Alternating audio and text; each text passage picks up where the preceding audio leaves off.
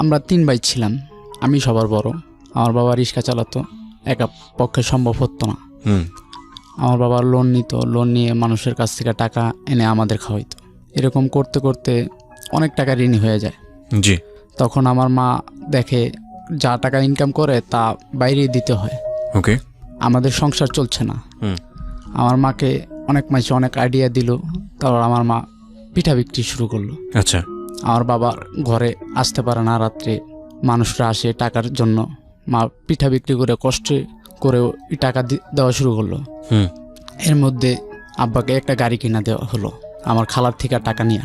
আমার খালারা ছোট থেকে আমার হেল্প করছে। গাড়ি মানে কি রিক্সা কিনে দেওয়া হলো? রিক্সা কিনা দেওয়া, মানে ভাড়ার টাকা এতে চালাতো রিক্সা। ওকে।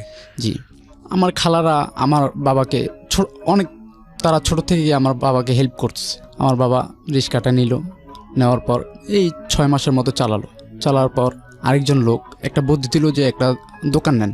দোকান নেওয়ার পর আমার বাবা রিক্সাটা বিক্রি করে দিয়ে দোকান নিল, আরও লোন টাকা নিল, ঋণ নিল। নেওয়ার পর দোকানটা করলো, বাকি বোকা দিয়ে আমার বাবা একটু সরল টাইপের, যে মানুষ যা বলে তাই বিশ্বাস করে। আচ্ছা। এমন এক জায়গায় দোকান নিচ্ছে, সেই জায়গায় লোক বসতি কম, দোকানটা তেমন আর কি চললো না। 3-4 মাস মতো চলার পর অনেক টাকা ঋণ হয়ে গেল। আচ্ছা। প্রায় তখনকার সময় 20-25 হাজার টাকা ঋণ হয়ে গেল। অনেক টাকা। রিক্সা ওটাও বিক্রি তো আগেই করে ফেলছে। আবার অভাব অনাটন। আমার মা পিঠা বিক্রি কইরা যেই টাকা জমাইছে আস্তে আস্তে মানুষকে দেওয়া শুরু করলো। অনেক মানুষ আইডিয়া দেখছে যে তোমরা পলায় যাও, এলাকা সাইরা যাওগা, নাহলে এত টাকা কিভাবে ঋণ দিবা। আমার মা বললো, না পলায় যাবো কেন, টাকা দিয়ে যাব। পলায় গেলে মানুষ খারাপ বলবে, দরকার নেই। আমার মা কষ্ট করে সেই টাকা দিল। আমরা ছোট ছোট, আমার মা, আমি এই কষ্ট দেখে একদিন কাজে গেছি, তখন আমার বয়স 11 হবে। আমি কাজে গেছি একটা দোকানে, মুদি দোকানে। একদিন যাওয়ার পর দুপুরবেলা আসছি, মা দেখা আমাকে জড়া ধইরা বলে যে তোর কাজ করার দরকার নেই, তুই লেখাপড়া কর। আমি লেখাপড়া করতেছি। আবার আমার মা দিল, ঋণ দিল মানুষের। তারপর আবার পরবর্তী আব্বাকে গাড়ি কিনা দেওয়া হলো, রিক্সা। এরকম করে 3টা গাড়ি কিনা দেওয়া হলো। জি। ভালোই চলতেছে। এর মধ্যে রিক্সা চড়ে নিয়ে গেল। আবার আমার মার চাস্তো ভাই ছিল, ঠিকমতো জমা দিত না, অভাব অনটনে। আবার মা মানুষকে বিশ্বাস করতো, আমার বাবা মা মানুষকেও হেল্প চাইলে টাকা দিত। টাকা দিত মার। এরকম করে অনেক লোক টাকা নিয়ে গেছে। আমার মার টাকা এক লোক প্রায় 20-25 হাজার টাকার মতো নিয়ে গেছে। আমরা তখন ভেঙে পড়ছি। এমনি তো আরও লোন নিয়ে সারাইছে, যেমন 10,000-15,000 টাকা করে লোন নিছে অফিস থেকে। নেওয়ার পর এগুলো তো দিতে হয়, প্রতি সপ্তাহে প্রায় 800-900 টাকার মতো দিতে হয়। তখন আমরা তেমন আর কি ভালো না, যেমন মানুষ ঈদে একটু শখ থাকে, আমাদের শখ ছিল, কিন্তু কোনো দিন বাবা মা যতটুকু পারতো পূরণ করতে পারতো না। ঠিকমতো খাওয়া দাওয়া করতে পারতাম না, 3 বেলার জায়গায় 1 বেলা খাইতাম। এরকম আস্তে আস্তে মা পিঠা বেচতে নামলো, আব্বা রিক্সা চালাইতেছে, আমিও কাজ করতেছি, লেখাপড়াটা ছেড়ে দিছি। তারপর ওইখানে প্রায় 12 বছরের মতো ছিলাম আমরা। তারপর চলে গেলাম তেরমনিতে। তেরমনিতে চলে যাওয়ার পর ওই বাড়িতে একটা মেয়ে থাকতো ওর দাদির সাথে। ওর মা ছোটবেলা চলে গেছে ওর বাবাকে রাইখা। ও আর ওর ভাই, ও বড়, ওর দাদির কাছে থাকতো। ওর দাদি আবার অন্য জায়গায় নিচে ঘর, একা পারে না। তেরমনিতে গেলাম, ওইখানে একটা রুম ছিল, ওর দাদিকে দিল আমার মা যে নেন, ভাড়া কম আছে, থাকেন, লার্কি চুলা থাকেন। ওই মহিলা গিয়া আমাদের নামে আর কি মানুষের কাছে খারাপ খারাপ কথা বলে, যে ওরা ভালো না, অমুক সেমুক, এইসব কথা বলতে থাকে। ওই মেয়েটার সাথে আগেই থেকেই তো আমার সম্পর্ক ছিল, যেমন চীনা পরিচিত। মেয়েটাকে আমি বলি যে কিরে তুই প্রতিদিন আসা যাওয়া করস, তোর কি গাড়ি ভাড়া দেয় না? এই দেখি স্কুলে পড়ে হাইটা যায়, হাইটা আসে। তখন আমি ওকে বললাম, আচ্ছা তোকে আমি প্রতিদিন আওয়া যাওয়ার গাড়ি ভাড়া টাকা দিই। আচ্ছা। আওয়া যাওয়ার গাড়ি ভাড়া টাকা দিতেছিলাম। আর তখন আমি কাজ করতেছিলাম এই রাজমিস্ত্রি, এই হেল্পার আর কি, আমি জোগালি কাজ করতাম। তখন আমি 200 টাকা করে পাইতাম। ওই টাকা ওইখান থেকে ওরে 20-30 টাকা করে আমি দিতাম, যে গাড়ি ভাড়া টাকাটা তুই লেখাপড়া কর। জানি যে ওর বাবা থাইকাও নাই, ওর মা তো ছোটোবেলায় চলে গেছে, ওর দাদি কতটুকু আর ওদের হেল্প করবে। তখন ও ক্লাস 7-এ পড়ে, আর আমি তো লেখাপড়া করি না। এরকম কাজবাজ করতেছি, ওরে টাকা পয়সা আমি দিতেছি। জি। হঠাৎ কইরা আমি বললাম যে না, এই কাজ করব না, আমি অন্য কোনো কাজ করব। একদিন আমি বিকালের দিকে এই বন্ধের দিকে বসে আছি, একটা লোক আসলো। আসার পর আমি বললাম, আমাকে জিজ্ঞেস করলো এখানে কি আপনি থাকেন? আমি জি বললাম থাকি। সে বলল কি করেন ভাই? আমি কই ভাই কিছু করি না, এমনি আর কি বসে রইছি। তার সাথে একটু কথাবার্তা বললাম, মত বিনিময় করলাম। সে বলে নাকি সে চলচ্চিত্র শুটিংয়ে গান গায় আর কি, যেটা আমাকে বলছে। আমি তো তাকে চিনি না। জি। তারপর আমি বললাম ভাই আমি তো চলচ্চিত্রতে কাজ করতে চাই, আমার খুবই ইচ্ছা, যদি আপনি যদি একটু দিতেন আমার একটা চান্স, আমার খুব ইচ্ছা। সে আমাকে একজনের নাম্বার দিল, শাহরি হাসান রিয়ন। সে বলল হাসান আমার ফ্রেন্ড। আমি বললাম আচ্ছা। তার কাছে আমি প্রায় 3-4 দিন আমি ফোন দিলাম। ফোন দেওয়ার পর একদিন আমাকে বললো আসো দেখা করো। আমি দেখা করলাম। সে আমাকে বললো হ্যাঁ কাজ করতে পারবা, কিন্তু আগে তোমার মনে করো কি এই যে সে প্রোডাকশন বয় হিসাবে কাজ করতে হবে, তারপর আস্তে আস্তে যদি তুমি বড় হতে পারো সেটা তোমার লাভ। উনি আমাকে নিয়ে ওনার কাজ করায়, যেমন বাসা পাল্টাইতে যখন হয় তখন আমাকে ডাক দেয়, কিন্তু বলে যে আমাকে শুটিংয়ে কাজ করাবে, কিন্তু এটা করায় না। তারপর আমি এরকম করতেছি, আমি বাসা পাল্টাই দিই, মাথায় করে নিয়ে। পয়সা দিত না, পয়সা দিত না, যেমন 100 টাকা দিত, বলতো যে আসা যাওয়ার গাড়ি ভাড়া এইটা।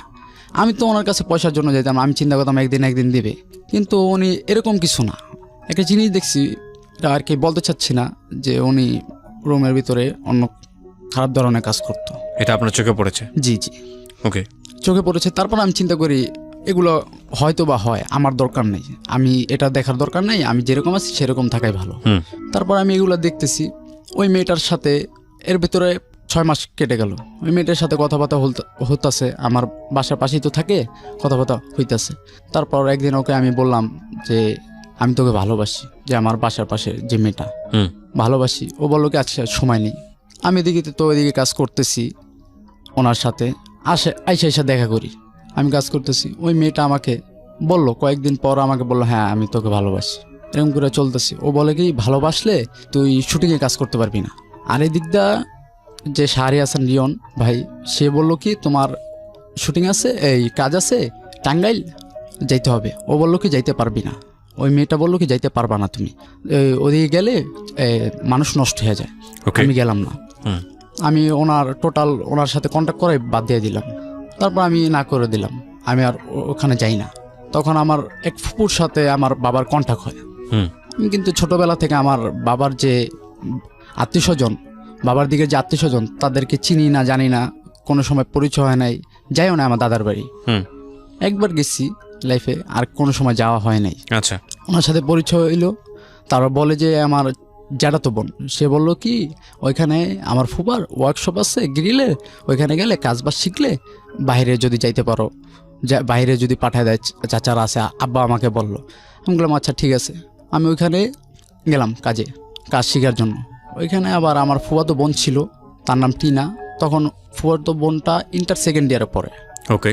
ওই লাখি আবার ভাবছে আমি ওই মেয়ের সাথে সম্পর্ক করব, বিয়ে হবে এরকম আর কি, আমার বাবা বিয়ে দেবে। এর জন্য আমাকে ফোন দিয়ে বারে বলে যে তুমি আইসা পড়ো। আমি বলে আসবো কেন, আমি এইখানে আছি কাজ করতেছি, আমি আসবো কেন। ও তখন বলে যে আমি তোমাকে ভালোবাসি। এর আগে কি আপনি ওকে বলেছিলেন, লাকিকে বলেছিলেন ভালোবাসি? জি আমি বলছিলাম। ও বলছে যে ভাবি। তখন কি সে ডিনাই করেছিল? জি। আচ্ছা। তারপর ও আমাকে বললো যে আমি তোমাকে ভালোবাসি, তুমি আসো, কান্দাকাটি করে। আমি তো আসতে চাই না। ওইখান থেকে 1 সপ্তাহের মধ্যে আমি আইসা পড়লাম। আচ্ছা। আইসা পড়লাম। যেমন আমার ফুপু আমাকে একটু কষ্ট দিছে, যেমন শীতের দিন সকালবেলা পানি ভাত দিত, পানি ভাত এরকম। আর ওনারা ভালো ভালো খাবার খাইতো। একদিন বলে যে আমার আব্বুর নামে বলে, আমার আব্বুর নাম টিপু, বলে কি টিট্টার পোলাইছে ও কোনো এই জায়গায় আইসে কাজে, অন্য জায়গায় কোনো কাজ কাম নাই অমুক সমুক। আমি কথাটা শুই না, আরও ও দিকটা বলতেছে, দুটোটাই আমার মাইন্ডটা লাগছে। আমি সেদিনকার রাত্রে আর কিছু বলি না, সকালবেলা আমি কান্না করতে আইসা বসি। আমার ফুপার কাছে বললাম যে আঙ্কেল আমি কি বলবো, আপনি তো আমাকে কিছু বলেন নাই, আমার আপন লোকই যদি আমাকে খারাপ কথা বলে এখানে কিভাবে থাকি। জি, আমাকে ফুপু আর কি আমার দাদির কাছে বলতেছে। ওকে, মানে ঠিক আছে, বুঝতে পেরেছি। তখন আমি কান্নাকাটি কইরা আমি আইসা পড়ছি, দোনো দিক দিয়ে ও আসতে বলতেছে, আমি আইসা পড়ছি। তখন আবার কি করলাম, বলে কি ওই তুমি ওই রাজমিস্ত্রি কাজ শিখো। আমি রাজমিস্ত্রি আবার কাজ করতেছি এরকম করে চলতেছে। 1 বছরের মতো যায়। জি। এর মধ্যে ও আমাকে বলে যে বিয়ে করে ফেলি। আমি কি বলো, আমার এখন আমি লাকির বয়স কত ছিল তখন? লাকি তখন এটা পরীক্ষা দিচ্ছে। ওকে, তার মানে 13 থেকে 14 বছর সর্বোচ্চ। হ্যাঁ, আমার থেকে 1 বছরের ছোট। তখন ও আমাকে বলল যে বিয়ে করে ফেলে। আমি কই না, বিয়ে করব না। ও দেখি আবার অন্য ছেলেদের সাথে কথাবার্তা বলে, আমার সাথে তেমন না, অন্য ছেলেদের সাথে কথা বলে, আবার আরেকজনকে বলে আমার ফ্রেন্ড, ওরও ফ্রেন্ড, একই বয়সে যেহেতু পরিচিত, ও আমাকে ওই ফ্রেন্ডের কাছে বলে আমার নামে যে আমার একজনের টাকা খাই একজনের কাছ থেকে। কার কাছ থেকে? সোহাগের কাছ থেকে। আমার ফ্রেন্ডটা একদিন দেখা আমাকে বলে, আর কি ফ্রেন্ডটার নাম মারুফ, ও আমাকে বলে কিরে তুই নাকি টাকা দেস লাখিরে।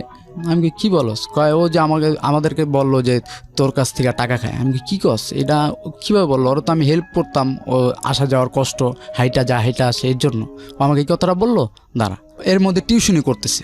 জি, টিউশনি করতেছে। আমি তখন আবার বললাম যে এই যে টিউশনি করতেছে, এখন আমি ওর থেকে টাকা খাবো, আমি আর ওর সাথে সম্পর্ক করব না, কিন্তু ওর কাছ থেকে আমি টাকা খাবো। আমি তখন কি করলাম, ওর কাছ থেকে আমি টাকা খাওয়া শুরু করলাম। এই প্রতি মাসে বেতন পাওয়ার পর যে আমার একটু সমস্যা হয়েছে, আমার কিছু টাকা দাও, আমাকে টাকা দিত, আমি খাইতাম, চলতাম ফিরতাম, অন্য ফ্রেন্ডদের নিয়ে খাওয়াইতাম। বলতাম যে দেখ এরকম এরকম একটা মেয়ের কাছ থেকে টাকা নিছি। তখন আমি ফোনও চালাইতাম না, ও আমাকে একটা ফোন দেয় কথা বলার জন্য। ফোন দেয়, আমি তোর কাছ থেকে টাকা পয়সা নিয়ে খাইতেছি, আর আমি ফোন দিলে ও ফোন ধরে না, আর কি সাইলেন্ট রাখতো ওর ফোন। কেউ জানতো না যে বাসায় যে ও ফোন চালায়। এরকম ও বাথরুমে যেয়ে কথা বলতো, আমি বাইরে থাকতাম, এরকম কথাবার্তা বলতো। আমার ফ্রেন্ডরা দেখতো আমি ওর থেকে টাকা পয়সা নিয়ে চলতেছি ফিরতাছি। ও আমাকে ও মানুষের কাছে বলে যে ছেলেটা খারাপ, অন্য ছেলেদের সাথে কথাবার্তা বলে, এগুলো মানুষের কাছে বলে। হ্যাঁ, এই বিয়ের প্রস্তাব না করে দেওয়ার জন্য টাইম পাস করে। ওকে, টাইম পাস করে। তখন আমি বললাম যে টাইম পাস করো, দাঁড়াও। তখন আমি ওর রুমে গেলাম, ওর দাদি কাজে গেছে হয়তোবা রাত্রে, হ্যাঁ সন্ধ্যার পর কোথায় জানি গেছে, এটা সঠিক আমি জানি না। আমি রুমে যাই, আমি ওকে ধইরা বলতেছি যে আমার এটা লাগবে, তুমি যদি সত্যি ভালোবাসো আমার এটা দিতে হবে। ও বলে না, আমি তোকে সত্যি ভালোবাসি বন্ধুর মতো, বা তোকে ভালোবাসি, কিন্তু আমি এটা দেবো না, এরকম বলতেছে। তা আমার এক পর্যায়ে জোর করতে করতে করতে করতে মানুষের ধরে ভয় এটা হয়ে গেল ফিজিক্যালটা। ওকে, মানে এটা আপনার জোরাজোরিতেই হয়েছে? জি, আমার জোরাজোরিতে। জি, আমি তো চাইলাম যে ও আমাকে যদি এইটা কাজটা করি তাহলে হয়তো বাবা আমাকে চাইবে, মানুষের কাছে এই কথাটা বলবে না যে। কিন্তু ও তো আপনাকে চাইতোই এমনিতেই, ও তো বলতো যে বিয়ে করি বা এরকম। তো আপনি এটা তো আর কি আমাকে ভয় দেখাইতো যে বিয়ে করি আর কি, তাহলে যে আমি যদি চলে যাই। কিন্তু আমি তো ভাবতাম যে বিয়ে যদি করবা তাহলে আমাকে বলে যে এই আমি একটু মাথা ঘুরাইতেছে, তখন ও আমাকে তেঁতুল দেয়, ওর ব্যাগ থেকে বাইর করে তেঁতুল দিয়ে বলে এটা খা, এটা খাইলে মাথা ঘুরানটা কমে যাবে। আমি বলি যে এটা খাবো না, তুই কেন আমার সাথে কথা বলো না তুমি? ও বললো যে আচ্ছা কথা বলবো। আমি কইটা তো রাগ করো না? কয় না, রাগ করে নাই। তারপর আমি ওইটা খাইলাম, ভালোই সুস্থ হইলাম। ওর সাথে এরকম কথাবার্তা বলতেছে, যেমন আগের মতো না, এই 2-1 দিন পর কথা বলে দেখলে কেমন আছো এই। তখন আবার সম্পর্কটা আবার আগের মতো হয়ে গেল, যে আগের মতো কথাবার্তা বলে। ঠিক আছে, এরকম আমি চলতেছি। এর মধ্যে ও আমাকে বলে যে তুমি কোনো কাজবাজ করো। আমি হ্যাঁ কাজবাজ করব। কি কাজ করব? বলে যে তুমি রাজমিস্ত্রি ওই কাজটাই করো, কাজটা শিখলে লাভ হবে। কাজ করতেছি, দূরে দূরে যেয়ে কাজ করি। আমার বার্থডে আসছে, এই 23শে মে আমার বার্থডেতেও আমাকে বলে যে তোমার জন্য আমি একটা স্পেশাল কিছু করতে চাই। আমি বললাম করো। ও বার্থডেতে ডিম দুধ এনে পুটিং বানাইছে আমার জন্য। আমি কাজ থেকে আসছি, কাজের থেকে সেদিনকে আমি কাজ করছি। কাজ থেকে এসে আমি বলি যে টাকা পাইছি, 400 টাকা পাইছি। তখন আমি বলি যে তোমার জন্য আমি একটা কিছু নিয়ে আসি, গিফট নিয়ে আসি। ও বলে না, আগে তুমি এই টাকাইটা যাও, আমি কেকটা কাইটা যাও। আমি বলি না, আগে নিয়ে আসি। এরকম কথা বলতে বলতে ও আমাকে ছাড়তেছে না। আমি বলতেছি যে আমি তোমাকে একটা গিফট করব। ও ওই পুটিংটা ফেলে দিছে, আমার সামনে ফেলে দিয়া ও ওর বান্ধবীদের সাথে কান্না করতেছে। আর আমি তো বোকার মতো হয়ে গেলাম, এটা কেন ফেলাই দিলা? তারপর আমি ওকে বুঝাই বললাম। তারপর আমি বললাম যে দেখো তুমি এরকম কিছু করো না, ঠিক আছে? কি হয়েছে, আবার আগামী বছর আসবে, তাতে কি হয়েছে, আগামী বছর আসবে। এরকম কথাবার্তা বলে ওকে বুঝাই পাঠিয়ে দিলাম বাসায়। ওকে, আমার মতো আমি বাসায় গেলাম। বাসায় গিয়ে চলতেছি ফিরতেছি। এর মধ্যেও আমাকে একটা কসম দিল যে তুমি সিগারেট খাইতে পারবা না, কোনো নেশা করতে পারবা না, সিগারেট খাইতে পারবা না, চুল বড় রাখতে পারবা না, কোনো কিছু আর কি অভদ্র যেটা সেটা করতে পারবা না। জি, আমি সব কিছু রাজি হইলাম। তারপর আমি বললাম যে সিগারেটটা তো আচ্ছা খাবো না, ঠিক আছে, কিন্তু প্রতিদিন আমাকে একটা করে কিস দিবে। বললো ঠিক আছে কিস দিব। আমি এইরকম চলতেছি, প্রতিদিন একটা করে কিস দেয়। এরকম কথাবার্তা বলতেছে, ভালোই চলতেছে ফিরতেছে। হঠাৎ কইরা আমার এক বন্ধু, নাম হচ্ছে ওর জুয়েল, নন্দীপাড়া ক্যাম্পে ওর বাড়ি। ও সবসময় দেখতো কি ওরা গাঁজা খাইতো, আমি খাইতাম না। ওরা খাইলে আমি পাশে যা বৈশা ওর সাথে কথা বলতাম আর কি, লাখির সাথে। ও বললো যে এত ভালো হয়ে গেছিস গা, তুই কিছু খাস না, আরামগুলোকে তেমন আড্ডাও দেস না, কীভাবে এরকম থাকোস? আমি বলি যে মানুষ চাইলে সব কিছু পারে, তোরাও দেখ পারবি। একজনের জন্য এরকম হয়েছি। বললো যে কার জন্য? আমি বললাম আমার গার্লফ্রেন্ডের জন্য। গার্লফ্রেন্ডকে নাম লাখি, একটু পরিচয় করা যাস না, দেখি মেয়েটার জন্য যে তুই ভালো হইছিস। এটা কে বলছে আপনাকে? ওই ফ্রেন্ড জুয়েল। জুয়েল, আচ্ছা জি। তারপর আমি ওকে পরিচয় করে দিলাম মেরাদিয়া হাটের ওইখানে লাখির সাথে। লাখি বলল ওই ছেলেকে বড় ভাই, আর আমি বললাম তো ছোট বোন। ঠিক আছে, পরিচয় করে দিছি। এরকম পরিচয় করে দিছি 2016 সালের ডিসেম্বর মাসের 11-12 তারিখে হবে সম্ভবত, তারিখটা মনে নেই। সেদিন ছিল বৃহস্পতিবার দিনকার রাত। জি। ও আমাকে বলতেছে যে বিয়ে করব। আমি তো ওকে বলতেছি না যে বিয়ে করব না, কেননা বিয়েকে কিভাবে করি। এর ভিতরে টানা রোজার মাস ওর সাথে আমার ফিজিক্যাল হয়। একটা না রোজার মাসের আগে 2 মাস আগে আর কি, টানা 3 মাসের ভিতরে 15 দিনের মতো গ্যাপ ছিল, ফিজিক্যাল হইতে থাকে। এখন এক পর্যায়ে আমাকে চায়, কেননা তুমি এক পর্যায়ে আমাকে বলছো যে তুমি আমার কাছ থেকে টাকা খাও, ইউজ করো, তোমার পিছে আমি ঘুরি। এর জন্য আমি প্রতিশোধ নিচ্ছি। তোমার সাথে আমার কি, আমি তোমাকে ভালোবাসবো না, তোমার মতো তোমাকে ছেড়ে দেব। আমার ইচ্ছা ছিল এটা, যে আমি ওর সাথে সম্পর্ক করব না। ও আমাকে বলছে না, আমি এই জন্য জিতের কাজটা করলাম। ও আমাকে এখন বলে বিয়ে করার কথা। আমি কিসের বিয়ে করব না, আমার এখনও লাইফ সেটেল হয় নাই, কিছুই হয় নাই, তোমার মতো তুমি পরীক্ষা দাও। ও বলে যে না, বিয়ে করতেই হবে, না বিয়ে করব না। আমার ফ্রেন্ড আবার কি করছে, আমার ফোনটা নিয়ে ওর কাছে নিছে। বন্ধুরা নিছে? জি। আমার নাম কি ছিল ফ্রেন্ডের? জুয়েল। আমার ফোনটা গান শুনতে নিছে। আমি ফ্রেন্ড তো বিশেষ করে দিছি যে নে। ওই ফ্রেন্ডটা আমার মোবাইল থেকে ডাইভার্ট করছে, কীভাবে করছে জানো, আমাকে কেউ যদি ফোন দেয় ওর নাম্বারে চলে যাবে, আর ওই মেয়েটার নাম্বারও ও নিচ্ছে, লাখির নাম্বার। ওকে। নিয়ে বৃহস্পতির দিনকে এরকম তুমুল ঝগড়া চলতেছে যে বিয়ে করতে হবে। আমি বলি না, ঠিক আছে, এরকম চলতেছে।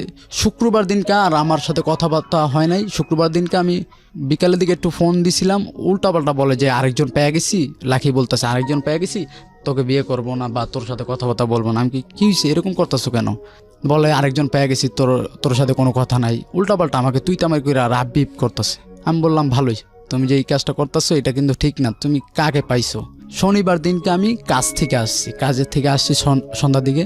এর মধ্যে আরেকটা ফ্রেন্ড নাম হইছে অপু, কয় জুয়েলে তো তোর প্রেমিকার লগে এই জায়গায় এই যে বন্ধের ভিতরে কথা কইতেছে। আমি কি কস? জুয়েলের না ছোট বোন? কথাটা শুনে আমার অন্যরকম হয়ে গেছে, মাথার ভিতরে রক্ত উঠে গেছে, এই কাজটা কিভাবে হয়। এর মধ্যে আমি দৌড় দিয়ে গেলাম, যাই দেখি জুয়েলে আমার দিকে হাসতেছে। আমি বলি যে জুয়েল কি হয়েছে, তুই কি করছস? কয় লাখি তোর না, লাখি আমার। আমি শুনে কই জুয়েল ভাই তুই এই কাজটা কেমন করস? ও না তোর ছোটো বোন আর আমি না তোর বন্ধুর কাছ থেকে এরকম নেওয়া কি ভালো? ঠিক আছে, আমি তো ওর পায়ে পড়ি ভাই, আমি বিশ্বাস হইতেছে না। ওর উপরে আমার এতটা বিশ্বাস যে লাখির উপরে যে আমাকে ছেড়ে অন্য ছেলের কাছে যাইব না। আমি ওর পায়ে ধরে বলি যে ভাই তুই একটু লাখির আনা, ওর সাথে আমার কথা হইতেছে না একদিন ধরে, একটু আনা। ওর পাও ধরছি আমি। তারপরও লাখি আমার ফোন ধরতেছে না, ব্ল্যাক লিস্টের নাম্বার। ও ফোন দিছে, লাখি বাসায় ঢুকবে তার আগেই ফোনটা বাজছে, বলে যে তুমি একটু আসো তো, সোহাগ এসে কান্নাকাটি করতেছে। লাখি সেই মুহূর্তে আবার আসলো, এই 10-15 মিনিটের মধ্যে আসলো। আয়শা বলল, আমি কি লাখি তুমি এই কাজটা কি করতে পারলাম, যে তোমার সত্যি ভালোবাসি, এখন আমি তোমাকে এই কথা বলছি যে তুমি বিয়ে করো না, বিয়ে করবা না, এর জন্য তুমি একটু লেখাপড়া করো, আমি কাজবাজ শিখি, জীবনে যেন লাইফে কিছু করতে পারি। তারপর আমি ওকে বলতাছি, ও আমাকে বলে না তোকে আমি ভালোবাসি না, আমি ভালোবাসি জুয়েলকে। তারপর আবার আমি হাত ধরে বলি কি তুমি চলো বাসায় চলো, বাসা তো পাশাপাশি ঘর, বাসায় চলো। জুয়েলারা বলে নাকি ওরা নাকি আমি খারাপ কাজ করতেছি, আমাকে মনে করেন 8-10 জনে মিলা মারে, ইচ্ছা মতো মারে। লাখির সামনে লাখি আমাকে হাসে। আমি লাখি তুমি একবার বলো যে ভালোবাসি, তুমি এরকম কইরো না, ওদের সামনে একবার বলো, তাহলে ওরা আমাকে ছেড়ে দিবে। বলে না তোকে আমি ভালোবাসি না। হঠাৎ এরকম হইলে আমি বুঝতে পারি না, আমাকে মারে ইচ্ছা মতো। মায়েরা মনে করেন এই যে নাকের এখনো আমার হাঁটিটা বেঁকা, ইচ্ছা মতো মারে আমাকে। এর ভিতরে আমি আগে আইসা আমার শার্ট সচ্ছিরা আগে আইসা দাঁড়াইছি। তারপর আমি ওই রিক্সা থেকে ওরা নামাইলাম, চলো লাখি। আর ওই অবস্থায় আবার সবার সামনে বলে যে আমার কাছে লাখি চিকরিয়া বলে যে আমার সাথে খারাপ কাজ করতেছে। ওইখানে আবার সবাই মারলো আমাকে। ওইখানে আবার চেয়ারম্যান আসলো, আইসা বিচার করলো। তারপর আমি বললাম, চেয়ারম্যান জিজ্ঞেস করে ওকে চিনো? আমাকে বলতেছে তুমি ওকে চিনো? আমি ওকে জিজ্ঞেস করো আমি চিনি, ও আমাকে চিনে কিনা। আমার ঠাস করে একটা চটকনা দিল। ততক্ষণে আমার বাবা আসছে, আইসা তারপর বলতেছে ও খারাপ, অমুক সময় আমার নামে বাজে কমেন্ট করতেছে। তারপর চেয়ারম্যান বুঝতে পারছে যে আমি একা, ওইখানে ছেলেরাও আমার দোষ দিতেছে, আমি একা। আমি বলি যে ওরকে তো আমি ছোট থেকে চিনি, আর ও আমার পাশের বাসায় থাকে এখনও, আগেও ছিল, এখনও আছে। ও আমাকে ওই বিচারের মধ্যে বলে যে লাকি আমাকে চিনিই না, বলে ওকে আমি ওকে চিনি না। ওইখানে তো আবার বিচার টিচার করে আমাকে বললো যে আচ্ছা ওই মেয়ের সাথে তুমি আর কথা বলবা না। আমাকে 2-4টা চটকনা দিল ওই চেয়ারম্যান, 500 টাকা বাইর করে আমার বাবার পকেটে দিল, বললো যে ওরে ডাক্তার দেখেন। বুঝতে পারছি ব্যাপারটা, কেননা ব্যাপারটা বুঝতে পারলেও কিছু করা যাবে না, সবাই তো সাক্ষী দিতেছে ওর বিপক্ষে, ওর পক্ষে তো কেউ নাই। মেয়েটাও যদি ওর পক্ষে থাকতো যে চিনি, তাহলে একটা কথা ছিল। এখানে সবাই ওর বিপক্ষে, এখানে কোনো বিচারিত আপনার ছেলের উল্টা দিকে পারতাম যে পুলিশ উঠে দিতে, কিন্তু আপনার গরিব মানুষ উঠে দিয়ে কি হবে। আমি কি করলাম, মেয়েটাকে ওর মতো আমার মতো আমি, তার পরের দিনই আমার খালু আসলো, আয়সা বলে যে এখানে থাকার দরকার নাই, মানিজ্জত যেহেতু গেছে চল আমার বাসায় আয়সা থাকবি। এই যে মাদারটেক উত্তরপাড়া আর কি, যেখানে আমি ছোট থেকে বড় হয়েছি, ওইখানে আমি 1 মাসের মতো ছিলাম। কাজবাজ করতেছি, আবার রাজমিস্ত্রি কাজবাজ করতেছি। খালুর সাথে আমি বাস টানি, কাঠ টানি, ভ্যান গাড়িতে কাজ করতেছি। এর মধ্যে ও 1 মাস পর আয়সা, ওর ফ্রেন্ড এলাকা আছে, নাম হয়েছে খালেদা, ওর কাছে আয়সা কান্নাকাটি করতেছে। খালেদা আবার আমার দেখে বলে কিরে লাকির সাথে কি হয়েছে তোর? আমি কি হয়েছে, অনেক ঘটনা, এরকম মারামারি করছে আমাকে এলাকার থেকে, আমি আয়া পড়ছি শরমে লজ্জায়। ও আমাকে বললো যে আচ্ছা লাকি তো কান্নাকাটি করতেছে। আমি কি কস, লাকি কান্নাকাটি করতেছে? লাকি এখন তো আমার উপরে একটাই জিত যে ও আমাকে মায়ের খাওয়াইছে, ও আমাকে চিনে না, আমি ওরা মায়ের খাওয়াবো। লাগলে ও যদি ওরে একটু পঠায় নিয়ে তারপর ওই চেয়ারম্যানের কাছে বিচার করামো যে ও আমাকে চিনে না, এখন আমার কাছে আসছে কেন। আমার নিয়ত এইটা ভালোই। ও আসছে, দেখা করলাম, কথাবার্তা বললাম। তখন আমার সামনে দেখি জুয়েলের সাথে কথা বলে। আমি কই ভালোই, দিনকাল তো ভালোই চলতেছে তোমার, জুয়েলের সাথে কি বিয়ে ঠিক হয়ে গেছে? হ্যাঁ বিয়ে করবো। আমি কই ভালোই, বিয়ে করলে ভালো। আমাদের জিত একটাই, এর ভিতরে আমার এই উত্তরপাড়া আমার বড় ভাই ছিল, বড় ভাইরা ছিল, আপু ছিল বড় ভাইয়ের ফ্রেন্ড। তার আমি বললাম যে এরকম আমার মায়ের খাওয়াইছে দেখেন। আপু উঠাই ওর একটা চটকনা দিল। কেননা চটকনাটা দেওয়ার পরে না আমার অনেক কষ্ট লাগলো যে ওর আমার জন্য একটা চটকনা খাইলো। আমি তারপর আপুর যে বললাম, আপু পাও ধরে বললাম যে আপু ওকে মারে না, লাগলে আমাকে মারেন। আপু আমাকে তখন বলল যে ছেলেটা সত্যি তো তোর এই মেয়েটাকে অনেক ভালোবাসে, এত মার খাওয়ার পরও একটা চটকনা দিলে ও আমার পাও ধরতেছে, মেয়েটা কিছুই বলতেছে না, ও আমার পাও ধরতেছে, মেয়েটাকে একটা চটকনা দেওয়া মাত্র, ঠিক আছে। তারপর আমাকে সবাই ছাইরা দিল, ওকে আমি ছাইরা দিলাম। পরের দিন ও আবার দেখা করলো আমার সাথে। দেখা করার পর 8টা পর্যন্ত কথাবার্তা বললাম। এখন বলে যে আমি যদি বাসায় যাই আমার দাদি আমাকে মারবে। কেন মারবে? এই যে আমি রাত করে ফেলছি, মারবে। এটাও বলছে? ও বলতেছে। যখন বলছে তাহলে তুমি এক কাজ করো, দরকার নাই তোমার বাসায় যাওয়ার দরকার নেই, তুমি কি আমাকে বিয়ে করবে? হ্যাঁ। আমি আচ্ছা ঠিক আছে। আমার এক ফ্রেন্ডের গার্লফ্রেন্ডের বাসায় ওকে রাখলাম। তারপর আমি ওকে বললাম বিয়ে করবে কিনা। জি বিয়ে করবে কিনা। ও বললো হ্যাঁ বিয়ে করব।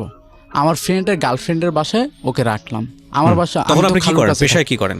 ওই যে রাজমিস্ত্রির কাজ করি। তখন রাজমিস্ত্রির কাজ করেন? রাজমিস্ত্রির কাজ করি।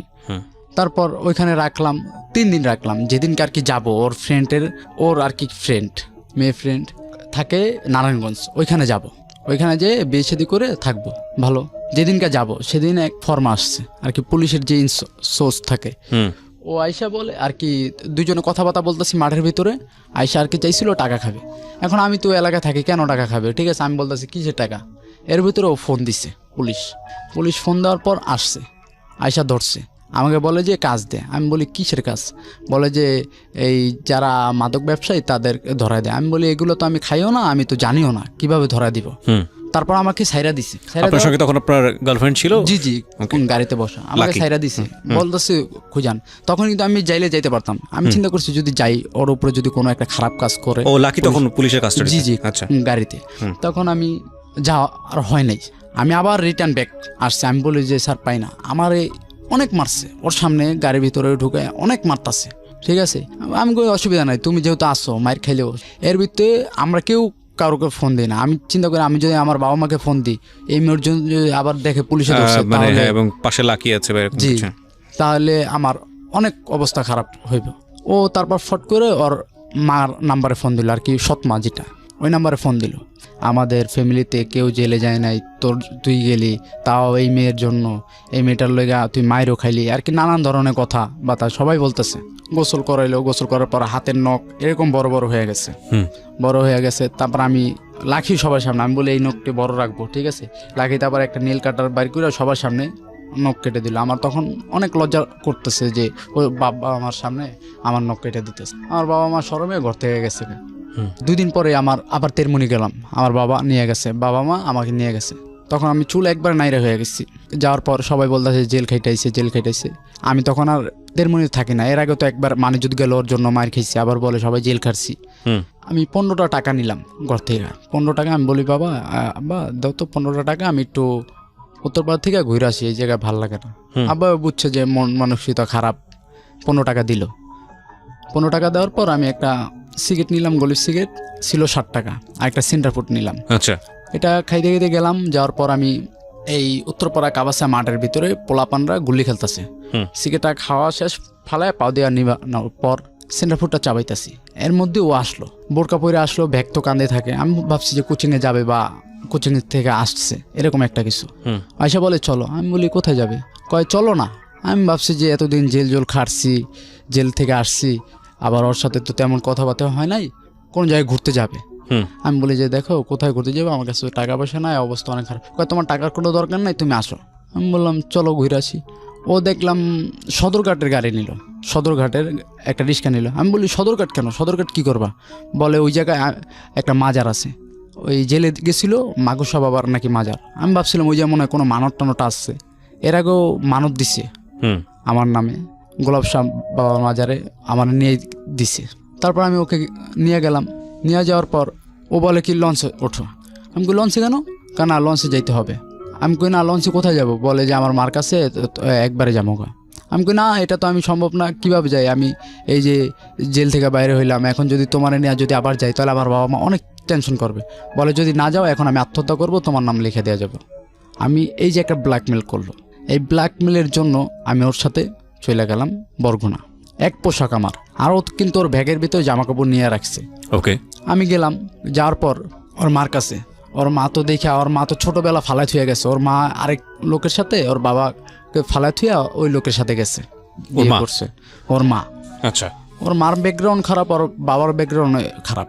তারপর আমি বললাম চলো। ওর মার কাছে যাওয়ার পর ওর মা তো ধুই গেলে ওকে চুমা দিয়ে বলতেছে যে কে এইটা কে? বলে তোমার জামাই। তখনও কিন্তু আমাদের বিয়ে হয় নাই। বলে যে তোমার জামাই। আর আমি বলি আমাদের তো বিয়ে হয় না। আর কানে কানে বলতেছি। বলে তুমি যদি বলো যে তোমার বিয়ে হয় নাই তাহলে তোমাকে পাঠিয়ে দিব, আমার রাইখা দিব, তুমি কি এটা চাও? আর তোমারে মারবো আর কি, আমার এই ভয়টা দেখায় মায়ের। তার আমি বললাম আচ্ছা ঠিক আছে। আর ওইখানে আমার খালুর বাড়ি ওইখানে, কিন্তু আমি ওইখানে চিন্তা করি এইটা নিয়ে যদি আবার যাই তাহলে এইবারকার ঘর থেকে আমার বাইর করে দিব, পরিচয় দিব না কেউ। তারপর ওরকম ভাবে সবাই জানে বিয়ে হয়েছে, কিন্তু বিয়ে হয় নাই। ভালোই থাকতাছি। ওর মাকে ঘটনা খুলে বললাম যে আপনার মেয়ের জন্য এরকম আমার অনেক লস হয়েছে, আমার বাবা মা আমার অনেক কষ্ট পাইছে, সব কথা বললাম খুইলা। ওর মা বললো আচ্ছা বাবা কী করবো? আমি বললাম যে ঢাকা শহর তো আমি যাইতে পারবো না, ঢাকা শহরতে আপনার মেয়ের জন্য আমার একটা কেসে একটা হাজিরাও দিতে পারি নাই। জামিনে বের হওয়ার পর একটা হাজিরাও দিতে পারি না। ও আমাকে নিয়ে আসছে 10 দিন পর। আচ্ছা, ফেব্রুয়ারি 11 তারিখে না 12 তারিখে বের হয়েছি, 20 তারিখে আইসা পড়ছি ওরা নিয়ে। আচ্ছা, ও আমাকে সব শিখে দিচ্ছে, ওর মতো বুদ্ধি আমার নাই। ও বলে যে বলবা কি বয়স কম দেখা এই কাবিন হয় নাই, এমনি কি এই হুজুরে যে বিয়ে করে সেইটা। আমি বললাম আচ্ছা এইটাই ঠিক আছে। সবার কাছে এই কথাই বলতেছে। পরে এরকম চলতেছে। বলে যে নাকফুল কোথায়? বলে যে টাকা পয়সা তো এখন নাই, আর ও তো ডাইরেক্ট নিয়ে আসছে বিয়ে কইরা, কিভাবে নাকফুল কিনা দিবে? একটা এই 15-20 টাকা দামের একটা নাকফুল ওর নাকে দিতেছে। এরকম করে চলতেছে। বলে যে তুমি এই বরগুনা তুমি বাসে তোমাকে হেল্পারি করার জন্য একটা চাকরি নিয়ে দিব। ওর ভাই আর কি বললো, খালতো ভাই, তার নাম সিদাম। আমি আবার এর মধ্যে আবার আমার এদিকে নানা বাড়ি হচ্ছে তালতলি।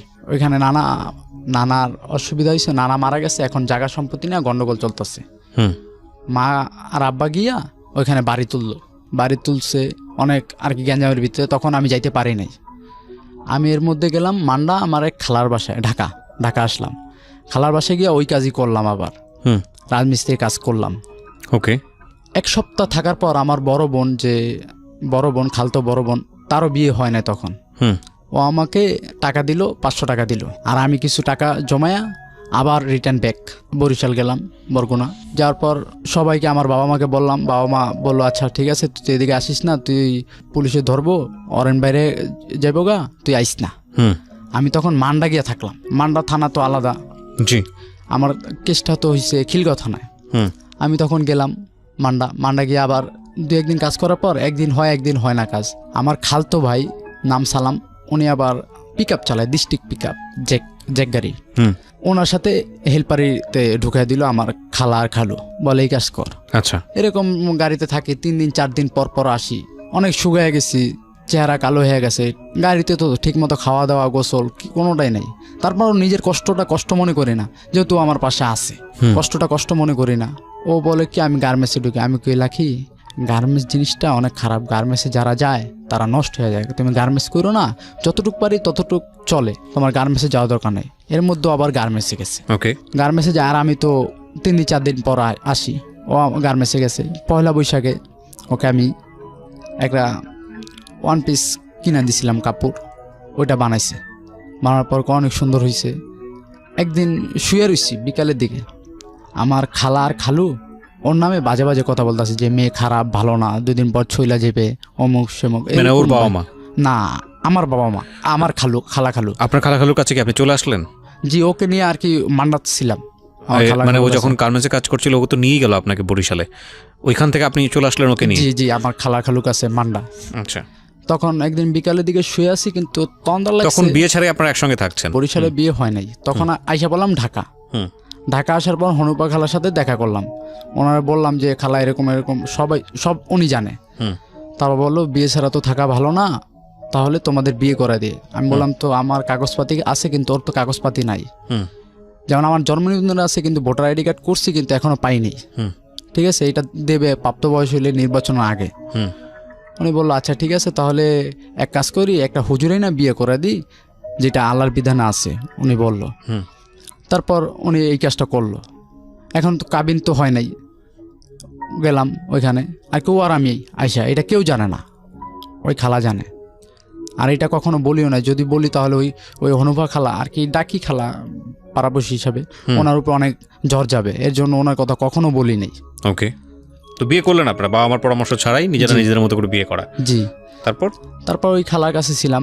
একদিন বিকালের দিকে আর কি, চোখ বোঝা কিন্তু কান সজাগ, বলতাছে আমার খালার খালু যে মেয়ে ভালো না, মেয়ে 2 দিন পর সাইরে যাবে, আর কি বাজে বাজে কথা বলতেছে। আমি এটা শুই না, আমি উঠলাম, উঠার পরে ও সন্ধ্যার দিকে আসছে। আসার পর আমি কই চলো এই জায়গায় থাকবো না, খালা খালুর সামনেই চলো। আইসা বললাম কি ছোট খালার কাছে। ছোট খালা তখন থাকে যে যার কাছে আমি ছিলাম, ওই যে বললাম 1 মাস আমাকে যে নিয়ে আসলো মাদারটিক উত্তরপাড়া, ওনার বাসায় আসলাম।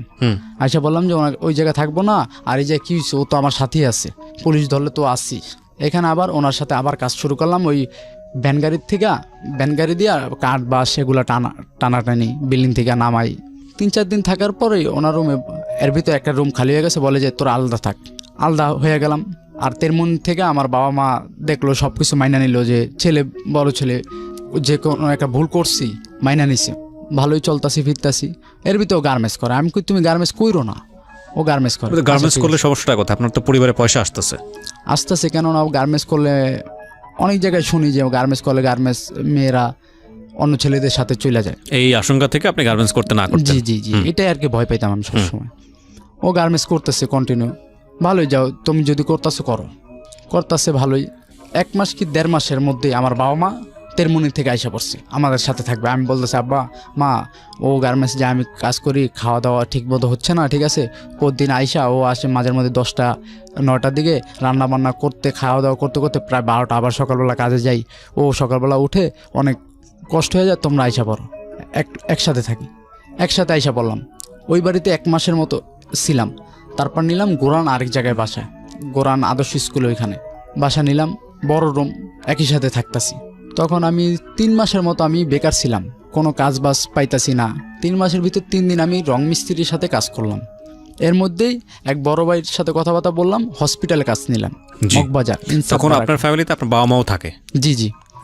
মগবাজারে একটা হসপিটালে জব নিলাম, ইনসাফ বারাকা কিডনি অ্যান্ড জেনারেল হসপিটাল। ও হসপিটালে কাজ নিলাম কি ক্লিনার, যে আর কি বাথরুম পরিষ্কার করার, ঝাড়ু দেওয়ার, সব দেওয়ার, এই কাজটা নিলাম। কাজটা নিচ্ছি, করতেছি। একদিন দেখাই আমার অনেক অভুক্তি লাগছে, খাওয়া দাওয়া ঠিক মতো না। তারপর আমি চিন্তা করলাম, এখন যদি এই কাজটা যদি না করি 8 ঘন্টা পার্ট টাইম, তাহলে তো আর কোনো কাজবাজও দেখতেছি না, তেমন টাকা পয়সা আসবে না, দরকার নেই, এত কষ্ট দরকার নেই, এই কাজটাই করি। ওর মুখের দিকে তাকাই যে করতেছি, কাজ করতেছি। এর ভিতরে আমার বাবা মা আবার গেল।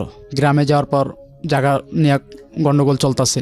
এখন আমরা তো যাইতে পারি না, আমি, আমার ছোট ভাই আর আমার ওয়াইফ আর কি লাখি, তিনজনে ছিলাম। অনেক কষ্টে সময় যাইতেছে। আমি বেতন পাই আর কি 1 মাস পর পর, এর ভিতরে বেতনটা পাইছি, এর ভিতরে ওনারা চলে গেছে। এখন একটা মাস যে কিভাবে চলতে হইব, অনেক কষ্টের ভিতরে চলতেছি। বেতন পাইলাম, ও কাজ করতেছে, ও তখন মালিবাগ গার্মেন্টসে চাকরি করে। ও রাত্রে 10টা আসে, 11 আর কি 10টার দিকে ছুটি দিলে 11টা বেজে যায় আস্তে আস্তে। তারপর রান্না করো, তারপর খাও, অনেক কষ্ট হয়ে যায়। তারপর আমি বললাম যে তুমি গার্মেন্টসে করো না। বলে না আমি গার্মেন্টস করব, আমি নিজে প্রতিষ্ঠিত হব।